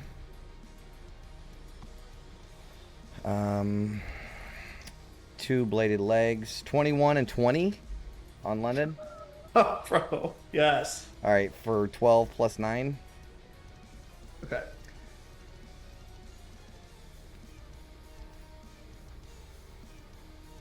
And then the poison needle. 22. Get Dude, I'm out of rolling like crazy. here. Alright, I'm gonna silvery Dude, barbs that one. Yes. Please. 15. Thank God. I miss a. Thank you, Gauntlet. Okay, well, who do you want to give the advantage to? I'm gonna give it to myself in case I gotta make a save against this thing. Okay. And it is doing that right now. So 11, 20. Oh, that's the 20 for the poison needle. So the damage is different. So hold on. So it's this. That's the damage. Oh my God. Oh, yeah, there's no save for it. No save. So yeah, 21. Mm-hmm. And you have the poison condition until the start of its next turn. So you lost it and got it back. Yeah, there it is. No, August, no. Oh wait, no, I silvery barbs myself you silvery for barbs exactly yourself. that reason. There you go. Come on. There we go. There we go. Okay. Thank God. All right. I was gonna ditch it anyway, but There's the scorpion. It is now the Modron's turn. I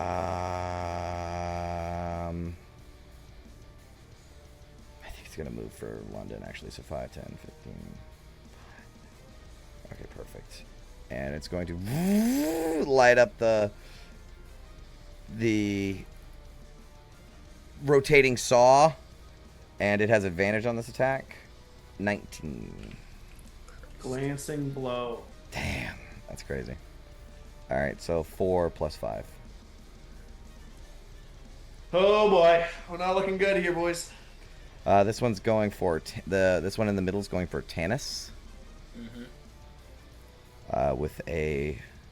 Oh, this one hasn't used it as assimilation protocol, so it will use that as the voice comes through it. I need you to make con save.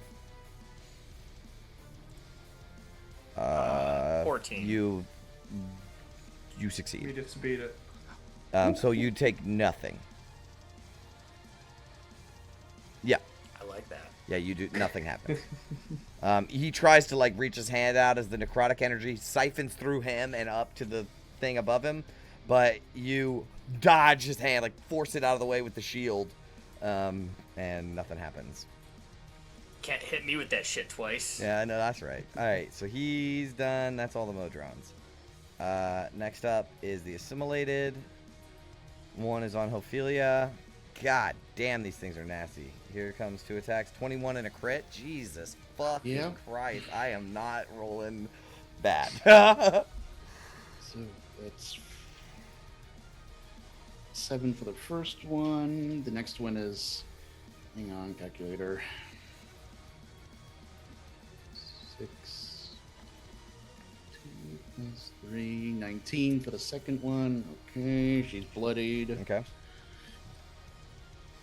Then this one goes for Django. Django. Disadvantage. Thank you. 15, 8. He gets past both of them. Cool. That is their turn. Lulu is going to see the dire straits that is going on around her. She's going to go help Ophelia. So she's going to fly over to where Ophelia is. And she should be able to, like, 15 foot, 5, 10, 15, hit all 3 of these guys. Nice. It's not going to help, but she doesn't really understand, and she's doing her best to try to knock them down. So, Does she take attacks of opportunity? no, she was hovering anyways. She was flying above its range anyways. Gotcha. So they all need to make con saves. I think it's 48 plus 4, right? Let's just say it is. I need to make a crawler save, con, a assimilated save, con, and a Modron save. It doesn't really matter. The Modron goes down and comes back up. I succeed both. Can I get 4d4 plus 4, Vin, please? You're the roller of Lulu's damage. I've become the designated. Well, that's because you do good. You got the hottest hand, brother. Yeah. We need it. Ah, wow. Oh, no, those were D4s, not, or is it D8s? D8. It's supposed to be 48. Oh, yeah. it was D8? Yeah. That one doesn't count. No one look at those dice. That doesn't count. Here we go. This Watch is where... it be the same thing. Wait, That'd it's be still nuts. plus 4, right? Yes, 4d4. Yeah. 4d8 plus 4. 48 plus 4. Wow. Oof. Alrighty. They take it. You do kill the... she does kill the crawler, but then it comes back up with 1. Alright. And you bloody the... She bloodies the other one. And she's like, I don't think that worked. August. I'm just gonna make sure that... Alright, I'm going to swap Bless for Aura of Vitality. Okay.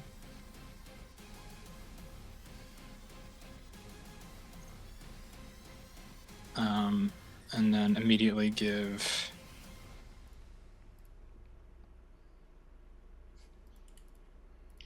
I mean, everybody's in a bad spot. I'll do the 2d6 for Ophelia. I just gotta get up in range, I think. Yeah, 30 feet. I'll do 2d6 for Ophelia. Okay. And then I will go into my pack and pull out a scroll that I've been holding on to for God knows how long. Okay. And start reading from it and cast Mass Healing Word as well. Whoa. Oh, brother. Yes, please. Because 2024 rules, as long as I'm only spending 1 spell slot, I can cast as many spells in a turn as I want. Wow. Oh, what? Oh. Okay. I love it. So yeah, Scroll of Mass Healing Word is gone. And so everybody will get... Do I not have a macro for it? There it is. Nice. We'll get 8, and hold on. Oh wait, no, I didn't spend a spell slot for that one, so I don't get that.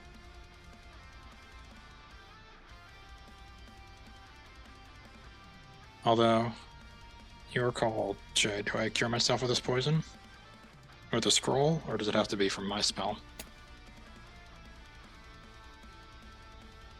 Good question. I don't want to set a precedent.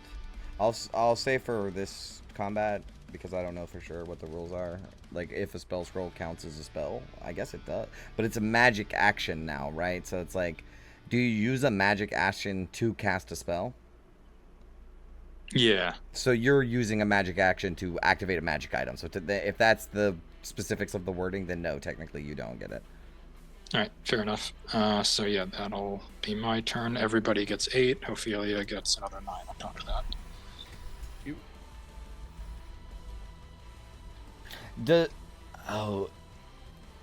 Does this feature come? Did we make this feature?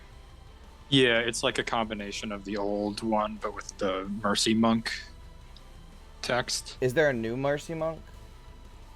Yeah, but it's like when they spent key and doing arm strikes and stuff. I just took the effects from that When and they then added the use trigger from the key- Arcana domain. Yeah, so I do think it should be a spell slot. Yeah, right. Okay. All right. Because I'm getting specific about the wording that we fucking wrote. You know what I mean? So I'm trying to adjudicate it. So yeah, I do think a spell slot is necessary for that. Okay. Is that your turn? Then I'll just back off from the edge again. Okay. So you like dodge around this thing. It's like stabbing its tail toward you. Cast all this super dope Actually, healing magic. Oh, Brendan knows what I'm trying to do. Okay. That's your turn? Yeah, just move a little there, August. Perfect. yes, that is my turn. Tanis. Oh, fucking I'll feel it. I never say I never did anything for you. I'm gonna run 5, 10, 15, 20, 25, 30 feet, jumping off the edge and taking all those attacks of opportunity. Well, you could just fly straight in the air. I'm trying to draw the attacks of opportunity. I see. All right. Legend. So let's just start with the crawler. Miss. Nice. Actually, they have advantage. 17. 17 is still a miss. Nice. They're simulated. 19. Ooh. 19 will hit. 5 + 1. He will then in turn take 20 points of cold damage. Fuck yeah! I forgot about that. All right, he drops to 0 and then back up to 1. And then I did the crawler, so I do the Modron. The rotating saw. Oh, 23.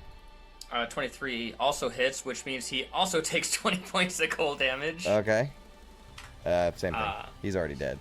They're all right. 3 of these guys are I already figured, but it's fun. it's good. That was spell good. slot. You dropped that other one. He had like 19 hit points, and you dropped them. But then he just the necrotic energy just keeps them up. Well, that's why we're going after this guy. Yep. So let's go ahead and Kopesh this guy. Yeah. 27 for 12. All right. Nice. It takes it all. Please God, let me crit. I don't, Oh. and that's only a 12 because I shouldn't have not have it. That misses. All right. All right, so you come up and you start slashing it, and it kind of turns towards you. And this thing is 10 feet wide, like it's big. It's very intimidating to look at this undead thing with this huge skull on the inside of it. Okay. All right. You begin attacking Fantastic. it. Looks like you've drawn its attention. Vin, you're up. Okay, so what do you call it? I was reading the new Shatter text, and it says, "Are these constructs?" They are. Okay, they're gonna have disadvantage on the what is it? The Con saves? con save. Yes. All right. Yep. Let's make some con saves. So yeah, I'm gonna do it. Nice. Like what do you call it? Crawler. Like, wait, can we get? All of them? I think you can. Come on, that one. Yeah. Yeah, you can. I'm gonna say that you can do it just because I said that you can, and it looks kind of close, so we're gonna say it does. The scorpion makes a con. He fails, and Nice. I need to make another crawler save.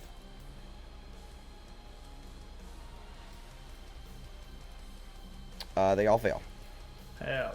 Yeah. Come on, 3d8. Give me good damage this time. Come on, baby.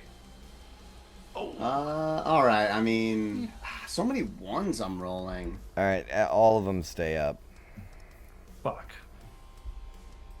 I tried my best, but the shatter just never get max damage. You need to adjust the dials on it a little bit on your gauntlet that blasts them. Yeah, she's got to do some work on. Yeah, exactly. And I can't put any sauce on it. That's the other issue. But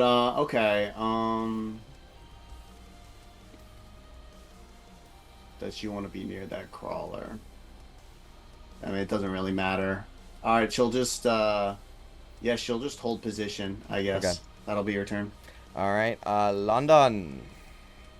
All right, London's in a bad place here. I don't like this one bit. Point of clarification. If I was to move to the north of the map, does that like proc those guys, or are they? That's sort of flavor. They're doing their own thing. Yeah. Okay. I'm definitely going to use Zephyr Strike. Break concentration on Hunter's Mark, Yeah. Zephyr Strike, because I need to get out of here. One more point of clarification. Switching ammo. Does that take No, you can just do that like whenever you want. Okay, sick. So let's do it like this then. Bonus action, Zephyr Strike. Let's get some speed and some movement and blow past some opportunity attacks. I can get pretty far, I think. Oh yeah, I can get all the way up here. I'm just gonna leave, and you guys can. Oh, I'm just kidding. I will switch ammo to the. I don't leech think arrow. I know it doesn't say this, but that isn't gonna hurt this thing. Oh, They're really? robots, and this is a leech. Would London know that? Yes. Okay, fair enough.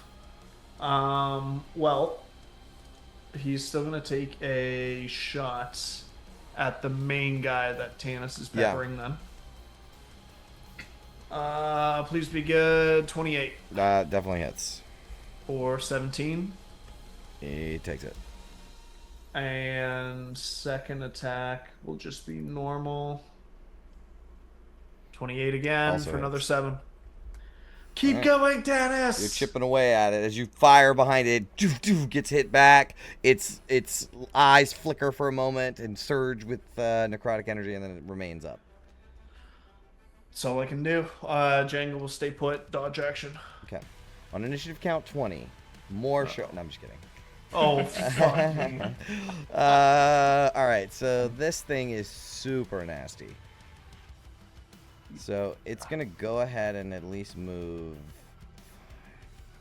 Oh, no.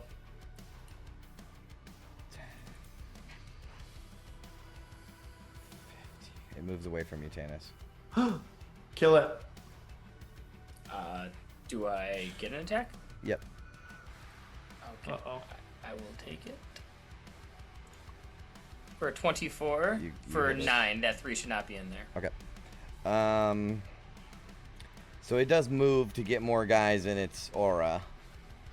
And then it will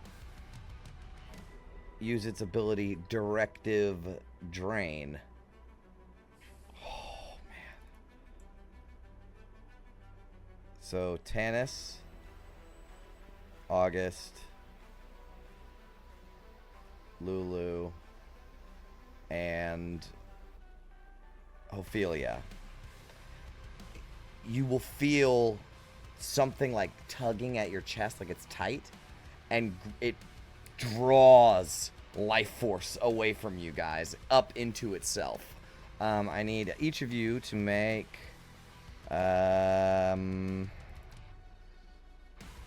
con saves. Lulu's in my aura. Okay. Oh, yeah, I gotta roll for Lulu. Can somebody just give me a dice roll for Lulu, please, so I can just add to it? Fucking 5. That's Not much better. I'll do for Lulu. She has a +4. Damn. Oh, damn. All right. Somebody else want to do it? Nope. All right. So, what did you guys get? August, what'd you get? 14. 14? Yes. That is success. Tanis? That was a fail. Okay. 5. Ophelia?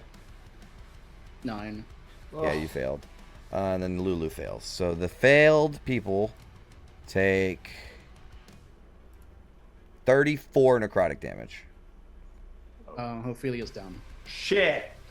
On a success, you take half. So August, you take half of that. And then halved again because I'm an Asimar. True. Ophelia, you go down. Yep. You gain a level of exhaustion. What kind of damage was that again? Necrotic. Yeah. If you come back to consciousness, hopefully you have a level of exhaustion. Or, I guess you have it now. It doesn't affect saves, though. Oh, it does. It affects everything. It affects death saves? Yeah. Wow, you get a negative to death saves? That's crazy. All D20 tests, right? Wow. That's brutal, bro. This new exhaustion is very tough. Like, I'm scared to give it out now because it's so hard. But, I mean, this is what happens. You get your freaking soul sucked out of you just now. All right, so Ophelia, you feel your life force draining from you for a moment, and the lights begin to dim as you get knocked unconscious. Guys, y'all motherfuckers need to bring her up. Oh, it's too. You can't. I don't know how. We look at the initiative order. We're fucked. Oh boy. I did not think this thing was gonna move away from me. Yeah. I really thought that was gonna stay. Well, he has one goal. Wow. All right. At this point, after feeling that attack, I'm going to allow everyone who's sort of come into contact with this. I'm gonna say August and Tanis. You both can make. Actually, you're the only one that's proficient, aren't you, August? In Arcana. Make an Arcana check, August. This is pretty important. It's pretty important, Chris. It's pretty important, Chris. Chris, it's pretty important. What do I need to do? Give him your inspiration. Oh, fine. Oh, what a waste. It won't be, I promise. Well, all right, roll again. Let's see.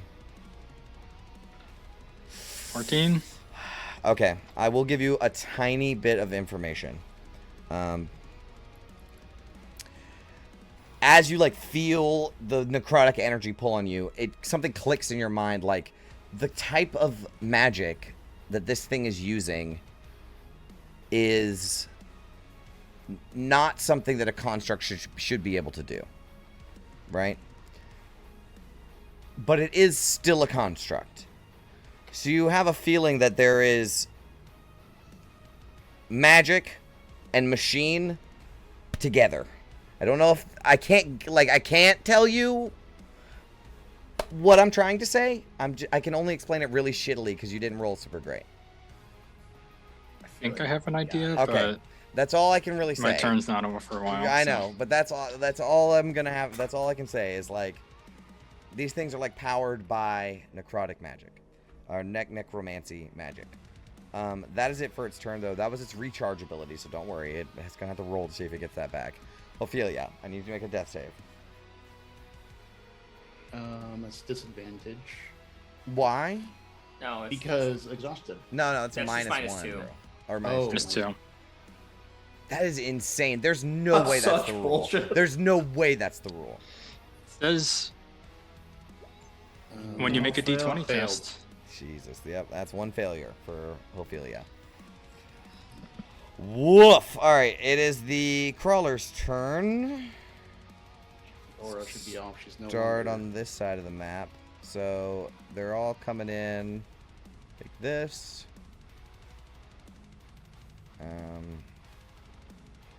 This one's it's gonna ignore Ophelia. It doesn't need to fight her. Alright, we'll go down there. Alright.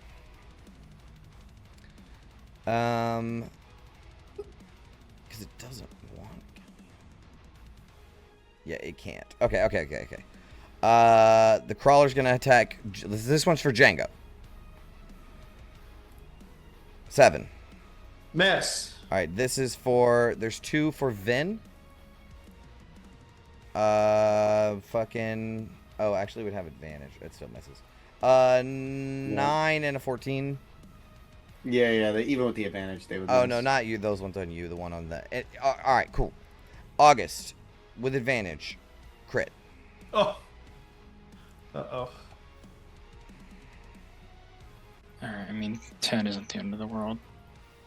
There could be worse stuff coming. So, Yeah. Got the scorpion guy next. yeah.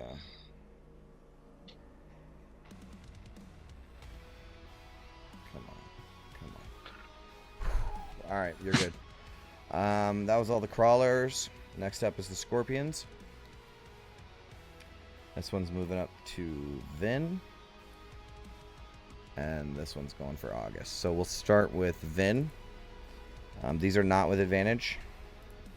20? Yes, that hits. 14 slashing. All right. Is that a Natural- glancing blow for you? Oh yeah, glance. Oh, Oh, so Good it's call. 7. seven. Yeah, and then 21 for 5. And then the last attack is a 22. Jesus, I sometimes cannot roll worth a fuck. And then sometimes, like today, I just roll really well. So that's 8 plus fucking 17 poison. And you're poisoned until the start of its next turn. Ouch, ouch, ouch. Oof. Yeah, these things are pretty rough. So that's what, 25 damage? Yes. Yes. I guess so, yes. Yes. Oh, Vin's not looking so good all of a sudden. Oh, jeez. All right. All of So a sudden. that was the scorpions. There's only 2, right? Yeah. Okay. The Modron goes. Guess it's gonna go for Lulu. Wait, did it attack me? The scorpion? Yes. Yeah, Oh, I didn't roll for it. I don't think so. Oh. 1, 12, 23. Oh, Yeah, he's in the aura, isn't he? Yeah. Yeah, 17 misses. Though. Okay. So 23 for 9. And then the poison needle, 23 again. Jesus. I'm gonna silvery barbs the needle. I have Christ. to. Yeah, you have to. 14. Thank God, bro. Holy fuck, that was a close one. That was close. Don't give it to me. Give it Oh, to we could still lose concentration. That was 2 rolls. Okay, good. Just the one, right? Because 23 damage, or 23 to hit, 9 damage. And then I silvery barbs. Oh, First the one's a last miss. 2. You're right. Okay. Yes, it's just the one. Whew, okay. And then this Modron is going to go for Lulu. Actually, it can't reach Lulu. Lulu's just high enough out of its range. It can fly. I forgot about that. All right, so it is going for Lulu. I just hate attacking Lulu. It feels really gross. With advantage, it hits. Is it too late to play one of those slow down cards? Oh, see, it deals force damage. Jesus. I was like, oh, it's resistant to non-magic. It's force damage. Jesus, man, this sucks. You got anything against necrotic? No. Alright. She's nearly bloodied. As it attacks her with the rotating saw up in the air. That is all my Modrons, though. Right? Did I use this one? No. No, you didn't. Boy, guys, this is tough. I guess... Nah, fuck this. 5, 10, 15, 20, 25. He's gonna shoot London.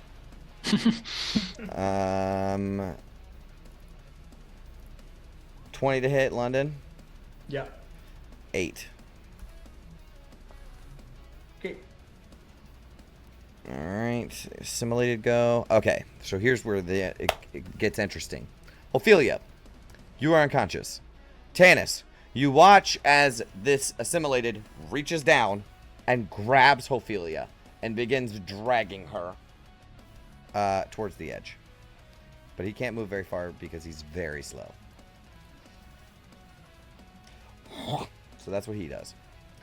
In fact, I take it back. He does something different. He doesn't drag her. He grabs her body, puts it up pulls her up onto his back with his superhuman strength, and then crouches over and uses his elbows as legs, and he begins to crawl towards the edge of the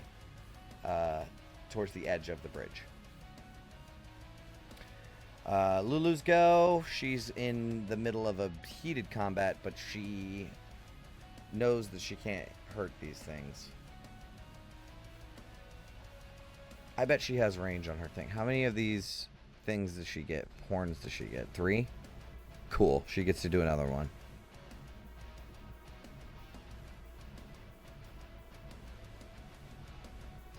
All right, roll 48 plus 4. Somebody, Vin, you're the roller.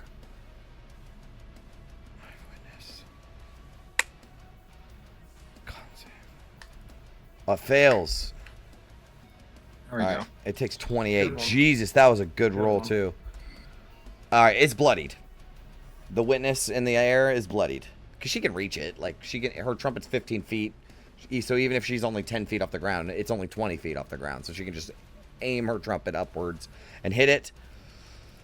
She is still in melee with this Modron, though. It's just really scary for her. But she thought about running, and we sort of get the moment where she's like, oh, I should run. And then she's like, no, I have to help my friends. You know what I mean? And she's like, well, why don't you pick on somebody your own size? And she trumpets up towards this big thing. August. This guy really fucked me. Because the wording of Aura of Vitality changed. So at the start of your turn, you can dish out the hit points. Not as a bonus action, but she's not in my aura at the start of my turn, so I guess I'll just give it to myself. And then... Yeah, you're totally right. You're absolutely right. That is how that works. I'm very sorry.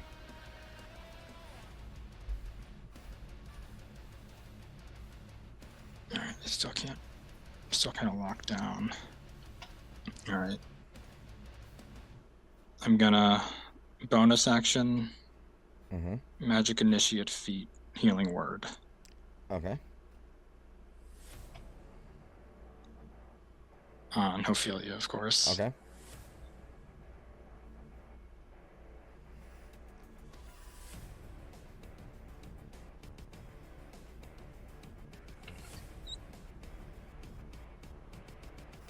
Ophelia's at 9. All right, Ophelia, you come back to consciousness in the grips of this thing that seems to be crawling to the edge of the bridge.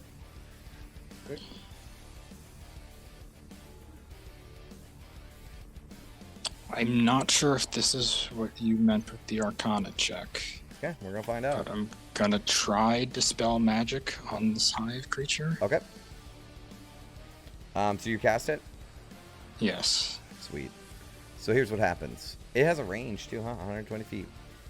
Very good. So Nice. you sort of reach out towards the magic that seems to be powering this thing. In combination, I imagine like Dispel Magic and Detect Magic are almost like a modification of the same spell, right? So you can sort of sense that necrotic energy, that necromancy, and you attempt to split the necromancy away from the construct itself. And when that happens, the creature needs to make a con save against your DC. Or drop to the ground. So what is your con save? 15? DC 15. All right, so it has to make a con save. Its con's pretty good. It rolls a 5 and immediately drops to the ground. Nice. Slam! Right? So luckily nobody's below it, because this thing weighs a ton. But it slams to the ground as the necrotic energy separated from it. But August, you feel it lingering as if it's gonna come back, but it's gonna be in a minute. So this thing is unconscious for a minute.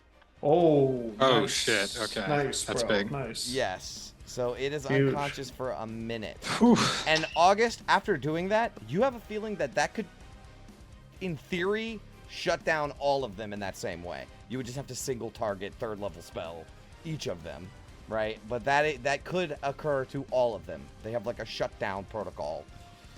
Cool. Good job. What a turn. Yeah. Nice. Good job. Good So this job, thing brother. drops. Its aura drops. It is unconscious, I think. What is the term for it? Incapacitated.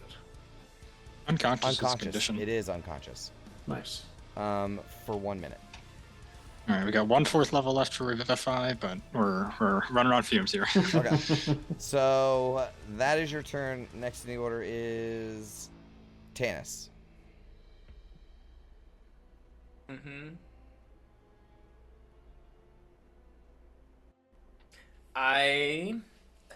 seeing this thing drop to the ground and seeing it being a giant ball and seeing the river Styx right below us, I'm going to move to this spot. Let's see, 5, 10, 15, 10, 15, 20, 25. I'll move there and I'll see Ophelia back to life and just be like, Ophelia, help me get this thing in the river. And I'm going to start trying to roll. Can I start trying to roll it and like use like a shove? It's attack? heavy as fuck. I mean, do you want like an athletics or something? Or are you just gonna say no? No, rolling it sounds kind of fun. It's only one size category larger. Okay. Can you move something one category size larger than you? Yeah, like that's the limit for grappling. One thing bigger. All right. Yeah, it's gonna require an athletics check to move this motherfucker. But I'll just give it his DC, whatever his DC is, or I'll make a DC for him. Let's see. Hive witness. Yeah. Okay. So it's 14. You got to beat a 14. All right. I'm gonna start trying to roll this thing to the river. 16. No. So I was actually gonna. I almost changed my mind to 16. So I think I am gonna keep it at 16 because that's his con score. So that's like how big and heavy he is. So you're going to start pushing it. There is a Modron behind you, but so you can like move it up one. That's fine. There's one. I could say you can move it 2 squares with that. So you're gonna need like a Ophelia to push it to finish it off, right? That's fine. I'll get it right in a position for Ophelia to push this thing right off because I'm sure that she's fiending to kill something. No problem. Right now. Did you want to move out of melee range of this guy to push him one more square? Because I'll allow one more. Yeah, I'll try to get it right on the edge so that it's it'll just be right on the edge, teetering. Yeah. All right, you push it, and this Modron does get an attack of opportunity on you. Oh no, he's in the air. He's in the air. Shit, that's right. So he can't hit you. Okay, cool. You're good. Fantastic. Yeah. So you, muster up some strength that you didn't know you have. But really what it is you start pushing, right? And then suddenly the chains around your arms begin to glow. And that little bit of thunder damage, you like feel a poof underneath of you as you like almost superhuman push this, roll this dead thing over. So it moves a little. That's your action though. Do you want to do anything else?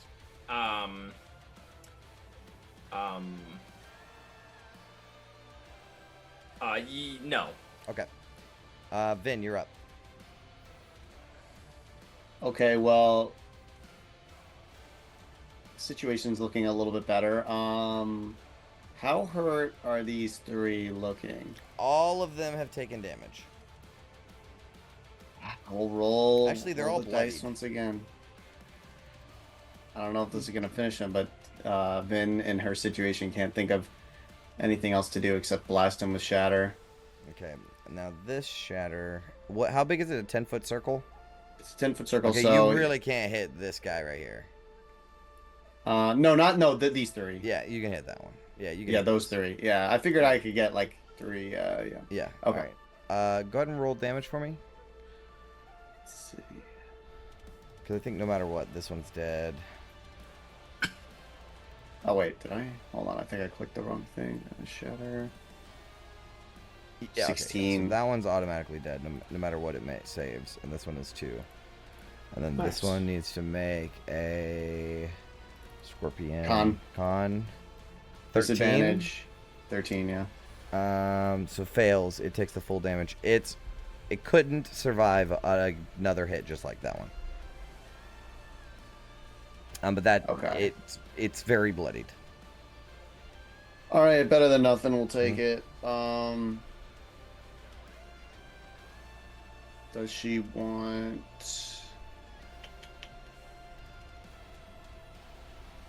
I think at this point we want to try to spread them out. So she's going to attempt to push the scorpion away from her. Okay.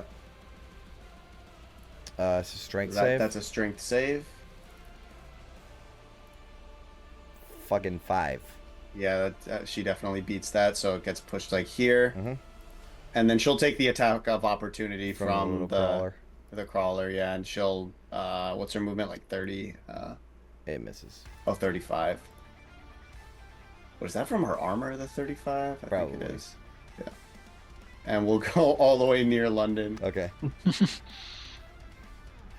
Vin, do you want to just get out of here? Speaking of the devil... Oh, sorry. go ahead, No, roll she was play. just saying, we can't... The devil's right there. London, you're up. All right.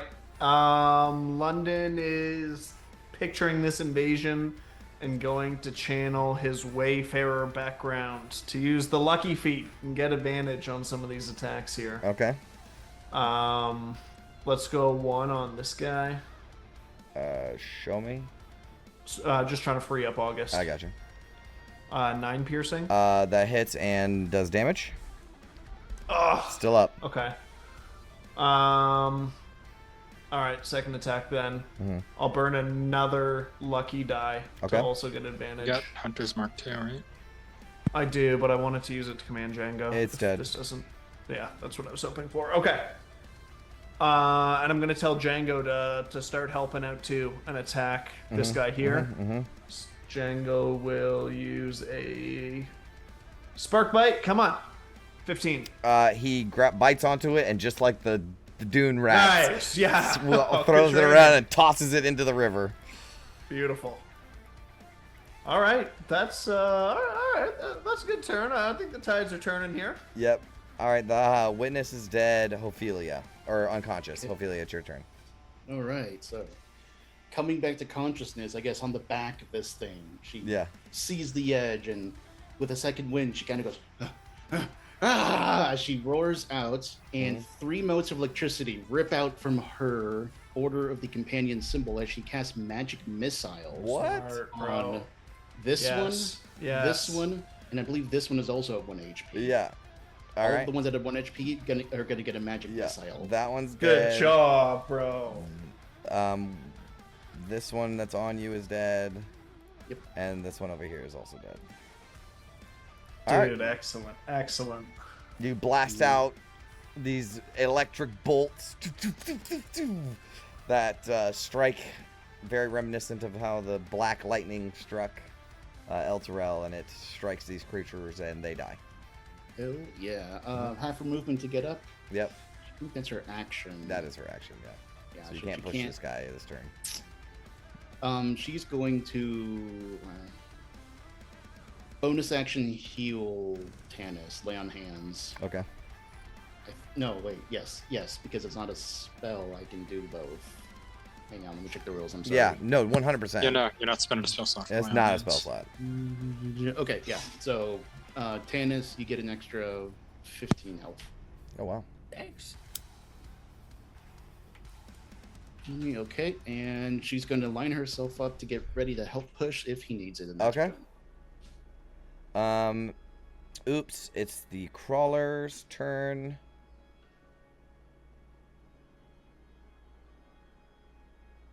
There's not much of a combat left here, is there? Maybe this scorpion could be a problem. It's still pretty full health. But I don't think anyone's gonna die. I think it's a waste of time to continue this combat. I think you guys can clean up house from here. Sick. So what I do want is it'll be Tanis's turn, and we can narratively say Ophelia is helping. Montage. You Montage. guys want to push this fucking thing off the edge? Yeah, I'm just like, I'm sitting there, I got that last little bit, there's that lip at the edge where the grating is, and like, it's heavy, and I'm trying, and like, Ophelia just comes and just fucking shoulder checks. Yeah, I was this about to say thing. lays a shoulder into it for sure. Yeah. And just begins pushing and pushing, and it rolls and rolls. It doesn't even roll, it slides, because it's like, it's hitting an arm on the underside, so it's not rolling anymore. And it slides and drops off the edge, and it falls very far. You guys are a little high up, maybe like 50, 60 feet above the surface of the water. And it splash into the river and sinks down to the bottom. And, you know, some devils could take care of these other guys, or you guys could fire off a couple shots and take care of those guys. So that is the end of the combats, as you guys have finished off this threat. So Good job, guys. we're going to take a break here in 1 second. I just want to read one last thing. The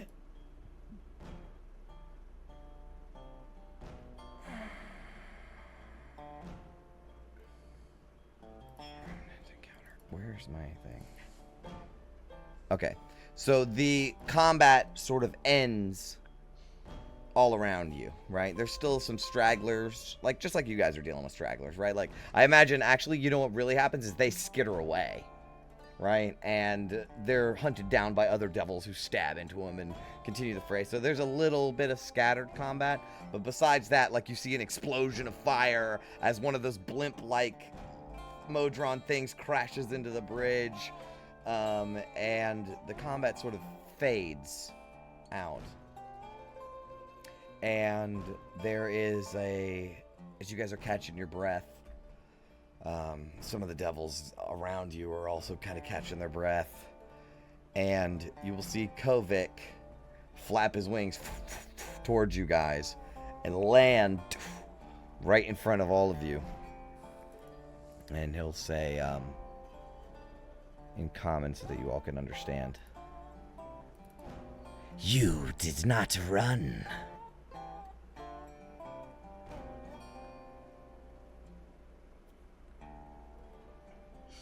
Was these little things giving you all that trouble? All right. Relax a little bit. We said we would Yeah, help. We did. Blood everywhere. You may not be spies, or you're just very clever, but I doubt it. That's where we'll take a break. Oh, sweet. See you guys back here in a minute. Alright, be right back.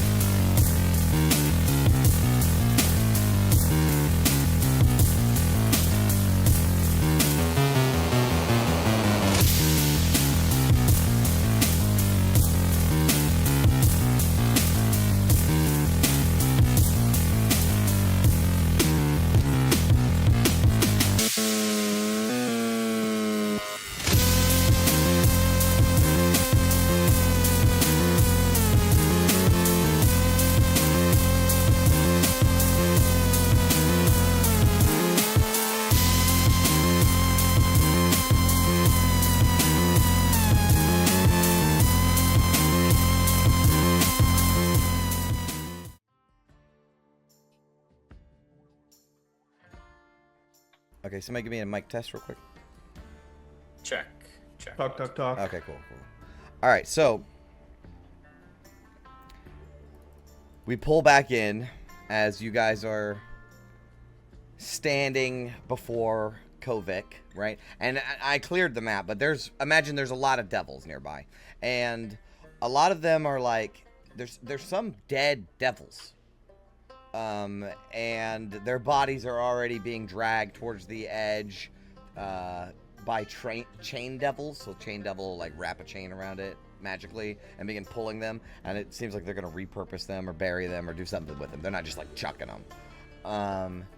And you know, they're recovering, bandaging their wounds, but there is still enough devils around you to where it would not be a smart move to just like start a fight right now. And Kovik will say, that was no raid, that was precision. The scrap mother is testing the lines. She sends her hive by the dozens now. She means to take the siphon one rivet at a time.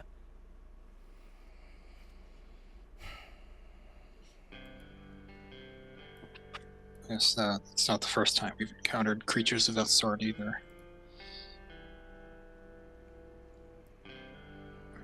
They harried us on our way through the wastes. He's sort of like disgusting, you know. He's like he thinks that they're like worse than demons. Maybe not worse than demons, but he thinks that they're gross and he hates them. What can you tell us of this scrap mother? We lost perhaps an ally to one of them. We call her the Scrap Mother, but we do not know what it is. A machine witch, a collective. This mechanical witch grafts together the dead with machine and animates them with unlife. Everything she makes is connected. They don't act, they execute. They move as one. She sees through them. You kill one, she learns.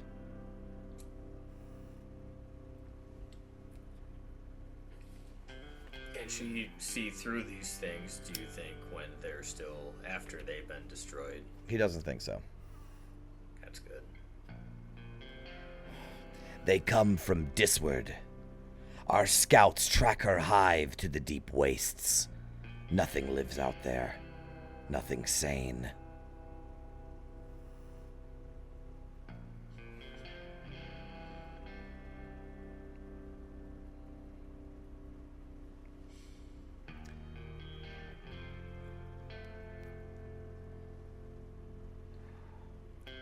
Have we proved ourselves then to you that we are not spies or deceivers, that we are merely travelers trying to get to our destination? Perhaps. But the Legatus will want to... And there's a commotion from behind him, as you will see some devils, like, saluting, right? As you will hear a low mechanical rumble, like an infernal war machine buried under the earth. And a towering figure emerges, over 10 feet tall, the size of a troll. And he's hunched, and he parts the devils nearby. He wears a long, tattered black cape that trails behind him. Massive horns curl outward from either side of a dark helm that conceals his eyes. And rising from the helm's crown is a single glowing red tower. Beneath it, his mouth is full of jagged teeth, but black smoke pours out of his mouth with every ragged breath. He's rasping, like he struggles to breathe as just smoke pours out of his mouth. There are exhaust vents that protrude from his shoulders and chest. They're iron pipes that are glowing red hot at their tips, venting steady jets of steam and smoke.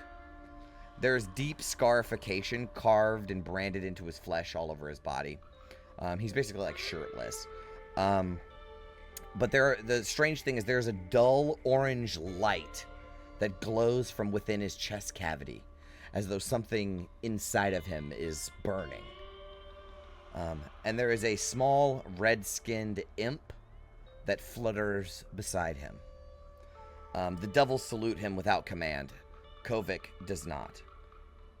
And he will introduce the figure. But before that, I want to show you a handout of this guy.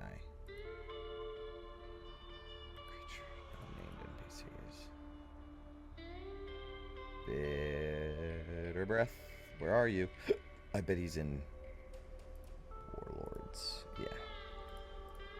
Bitter Breath. Here he is.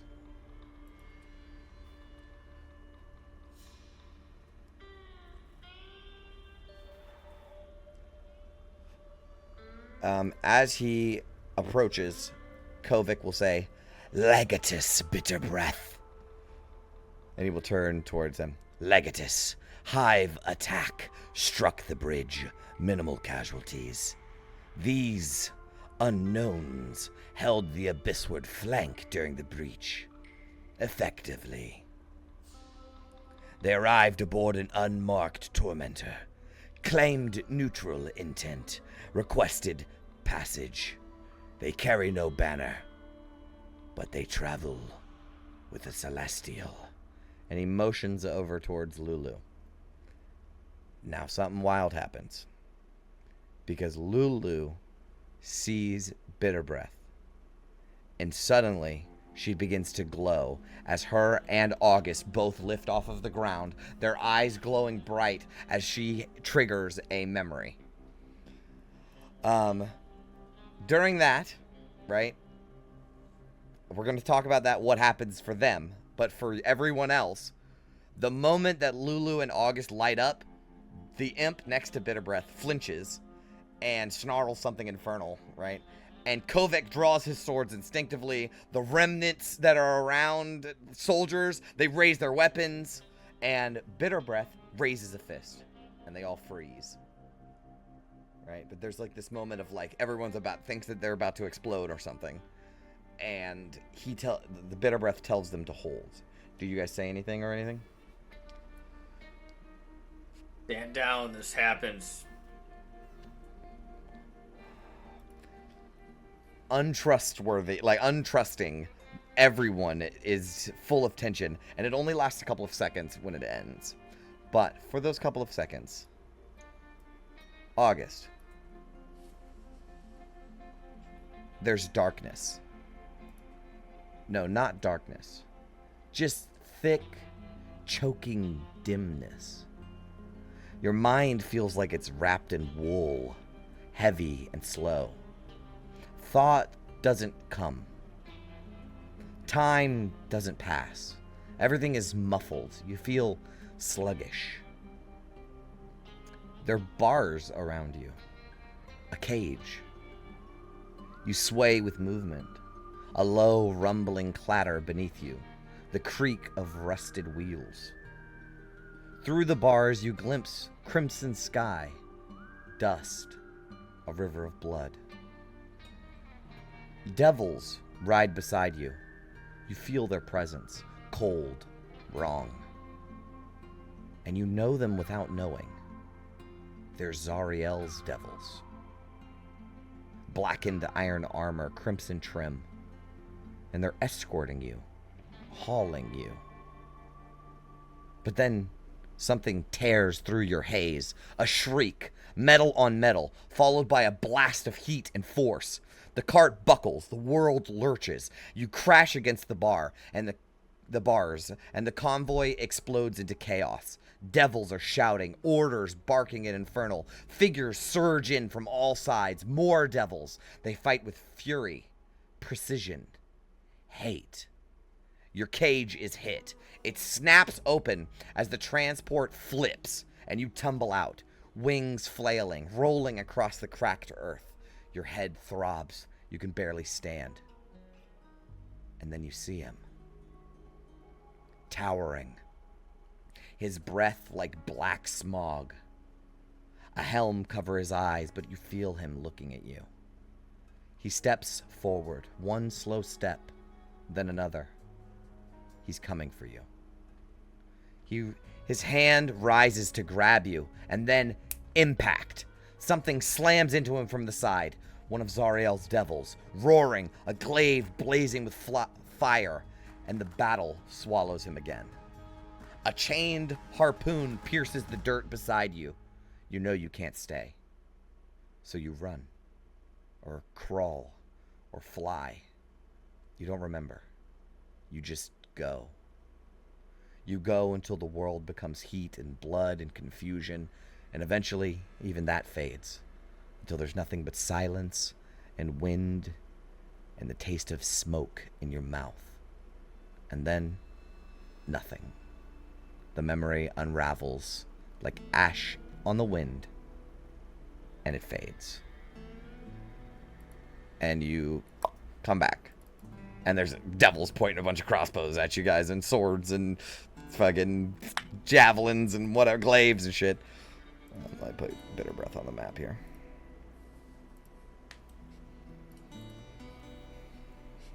God, he's huge, guys. He's the size of a fucking troll, man. He's huge.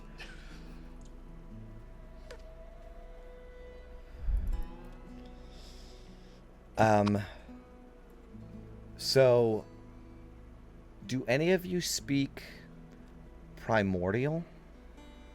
I speak Orin, which I think is like dialect. A dialect of Primordial. Okay, so here's the thing.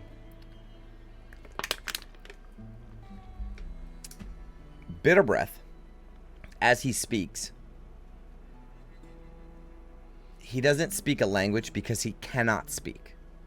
The sounds that he makes are a mix of grinding noises and the fire, the crackle of flames, and it's a mix of all of the primordial languages all into one, right? As he cannot speak, but he tries his best through whatever means he can, and this imp here translates for him. So this imp has been trained to like fully understand what Bitter Breath is saying. He can't speak, but he tries really hard. And as he's like making all this horrible noise, and you can kind of understand bits and pieces of it. Like, Tanis, you're the one that can pull that he is trying to speak and that it is a form of language. It's just almost impossible for you to understand. But the imp will translate and say, "That one, the Celestial. I've seen it before, a long time ago, caged in drugs. One of Zariel's convoys hauling it across the wastes."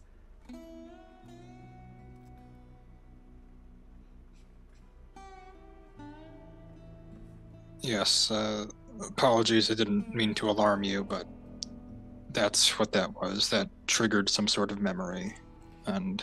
He begins to get very angry and takes an angry step towards you, almost like pushing Kovic out of the way. And he has this like long glaive kind of weapon, and he sort of points it down. And the imp is like struggling to translate. He's like, "My men raided the convoy. Cage split, it ran, and now it's here with you. You arrive with no banner," and now he's getting angry, and like the smoke is pouring out more and more, right? As he's like just making grinding noises at you, and the imp is like skittishly trying to translate. "You arrive with no banner and no answer to who you serve. Whose leash are you on? Zariel's? Are you one of Zariel's dogs? I know you are." And devils begin to close in. We assure you we are not. We are trying to keep away from Zariel because, as you witnessed back then, she escaped. It seems everybody's interested in Celestials down here. We're just trying to get off this plane. You need to make a persuasion check, and it needs to be very good, because this just happened to hit a vein within him that is very deep. My husband died because of Zariel. I'm not one of her dogs. I think Ophelia is quietly seething in the background at the accusation. He's seething that this is more than a coincidence. No, you can't have advantage. You just need to roll it. Yeah, I was gonna say, like, and yeah, I can't just fucking cast a spell and get us all killed. So yeah, persuasion. Yeah. 30-20. That's not bad. With that, right? Bitter Breath doesn't fucking believe you. He doesn't give a shit. Like, he's like, nah, it's better for me to just kill all of you now, right? Like, it saves me the trouble, right? And that's sort of his mentality. However, with that persuasion check, Kovic will step in, and he will sort of vouch for you guys. Like, they did hold the line against the Hive Mother, or the Scrap Mother. You know, they may be Zariel's dogs, but they haven't tried to take us out. So if we can get them out as quickly as possible, they may not bother us anymore. What could we do from the other side of this bridge? If we were enemies of yours, what could we do there that we would not be able to do from this side? He's still very angry. Like, this dude must hate Zariel. And honestly, he just like grumbles and grumbles, and the imp will translate like, "Fine, get them off my bridge. If they try anything, kill them." Right? And he just whips his cape around and turns around and fucking walks away.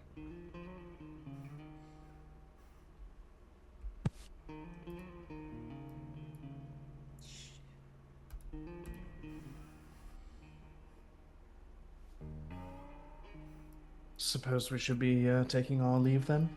Yeah, Kovic's like, get on your fucking ship and get the fuck out of here. Thank you for your intervention. We will not overstay our welcome any longer. Absolutely. You guys can go back to the Tormentor, no problem.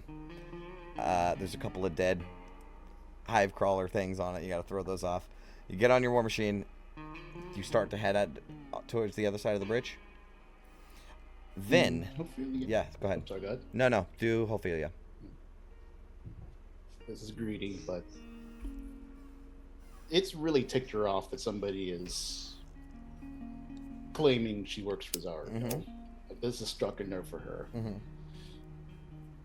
So I think after they're told to get the fuck out as they're walking by, she's going to glance up towards Bitter Breath. Yeah. Kind of pause for a moment. You want to know what I think about Zariel? I hate Zariel. And she spits on the ground and walks away. Make a persuasion check. Come on, please be good. 21. He stops when you talk. Like when you say, you want to know what I think about Zariel? He stops.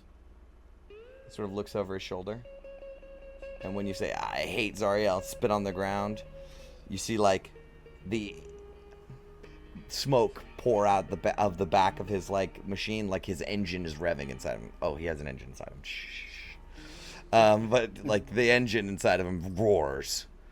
And he sort of nods and continues forward. All right. That's it. Okay. So you guys get on your war machine, you start to drive off. Then, make me a history check.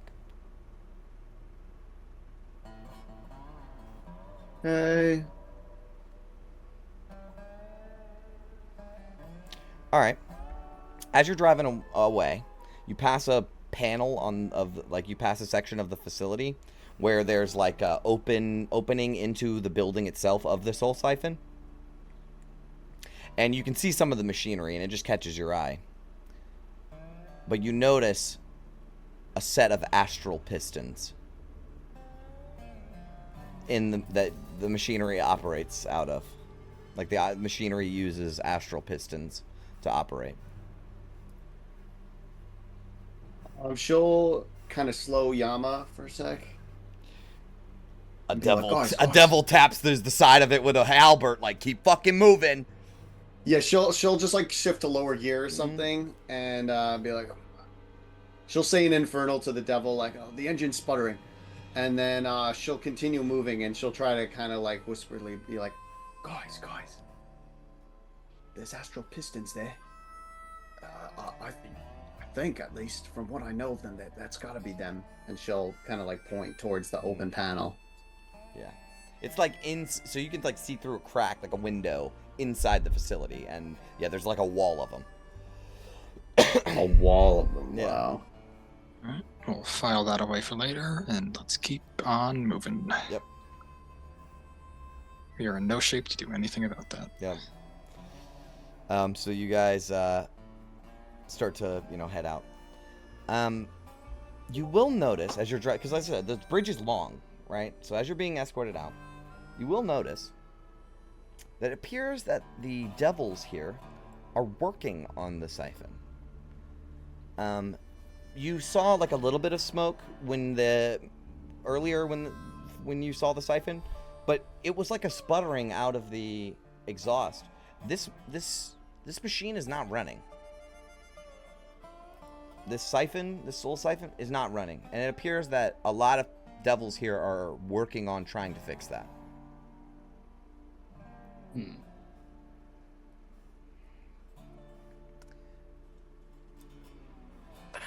Interesting. But you guys can make it to the other side of the bridge, and you are let loose. One of them shouts, "Don't come back," in Infernal at you. God, I think we should go back and get those astral pistons. I mean, Shit Breath or whatever his name was, clearly no ally of Zariel's. You don't think that we could at least... Who knows the next time? What if we get to the diviner and she says, yes, this debt of astral pistons you seek is at the abandoned soul siphon. Either we can somehow convince Bitter Breath that they would work against Zariel on our hands, or we stage some kind of crazy heist. I mean, maybe when that swarm attacks, we could take advantage, but both seem far-fetched. I mean, we have to do something. We just get out of here, rest up, heal from that, and let's not talk about stealing from them inside of their facility. Alright. I mean, you guys can, since you get 2 hexes, that was the first hex. Technically, the bridge is still, like, it only takes not even a whole hex to cross it, even though it looks gigantic in this. So by the time you get, it only takes like less than an hour to cross, you know. And then you're on the other side. So, now what? The bog is disward. Or we're going to the bone brambles. Or bone. Oh, we're going to the bone brambles or bog? The diviners and the bone brambles. The bog is where Red Roof is. Oh, my mistake. I thought they're in the bog. Yeah.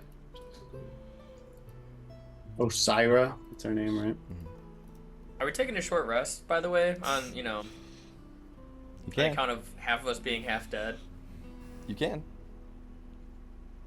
Can we do that, like, while we're on the war machine, or is it so we gotta stop? You can do it on the war machine, sure. Yeah, we get about halfway across the bridge. Like, can we wait like an hour and just like... They're like, get moving! Yeah, alright. So you guys make it, to the other side of it. And now, here's the thing. You're no longer following the sticks, right? Like, you are driving straight into the wastes. So you've been lucky enough to follow the sticks this whole time, but now it's just straight up into the wastes.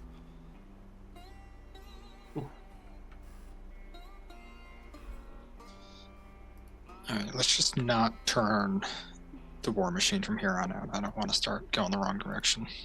I think we just lock the steering wheel. We did that last time, right? Steering wheel lock.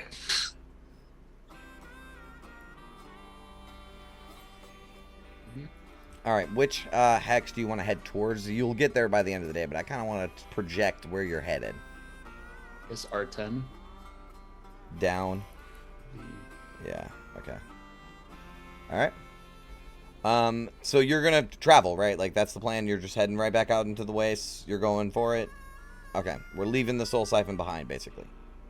See ya. Okay. Oh, did we start here this morning? We started here. Yeah, so 1, 2. Yeah, so you end in this hex. Okay, I see. Yeah, like I was saying, the bridge is only, you know, it looks like it crosses 3 fucking hexes, but really it's a small part of one. So yeah, I mean, by the end of the day, you will end in this hex.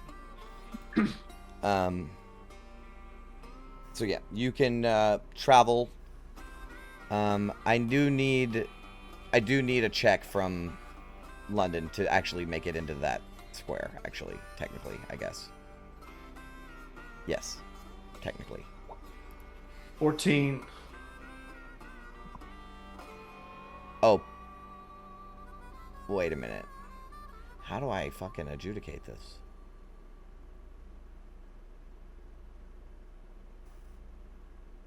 Oh, because you could end up somewhere else. Oh yeah, we could end up going into this hex or this one instead. No, yeah, it would be...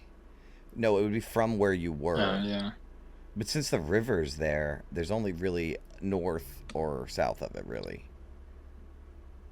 Right? No, it's from this hex. So really the only option is north. That's stupid. I don't like it. I don't think that this is necessary for this one, just because I actually have to take account the river. Yeah, it's a special case. This is a very niche case. Yeah, well, the bridge is only a part of it. You still drive out into the waste, but it pointed you in the right direction. You know, you see what I'm saying? Yeah. So you already know that if you just keep traveling straight this way, you'll end in the middle of this hex. Okay, all right. I just had to adjudicate it to myself. Okay. The day goes by without any other problems. there was no random encounter today, so. It's getting afternoon. You're going to need to find a place to rest. Good. The bridge is long gone. Way far out of sight at this point. Right. So yeah, I guess I'll just look for a place to Survival, set up camp. please. All London. Much better. 24. Awesome. Roll a d12. Slash 12, another 8. Weird.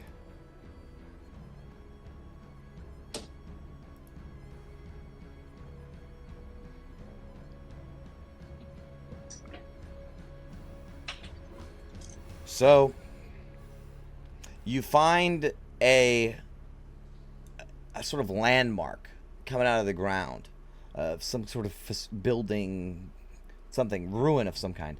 And as you get a little bit closer towards it, you can see it's a bridge that arcs up. It's cut off and crumbled, and most of it's covered in sand, but it goes from nowhere and to nowhere. And you reckon you can tuck up underneath of the bridge.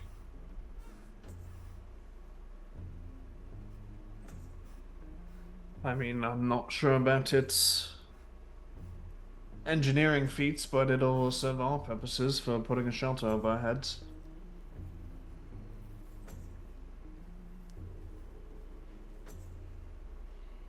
Do a quick check, make sure there's no vermin You're good. under it.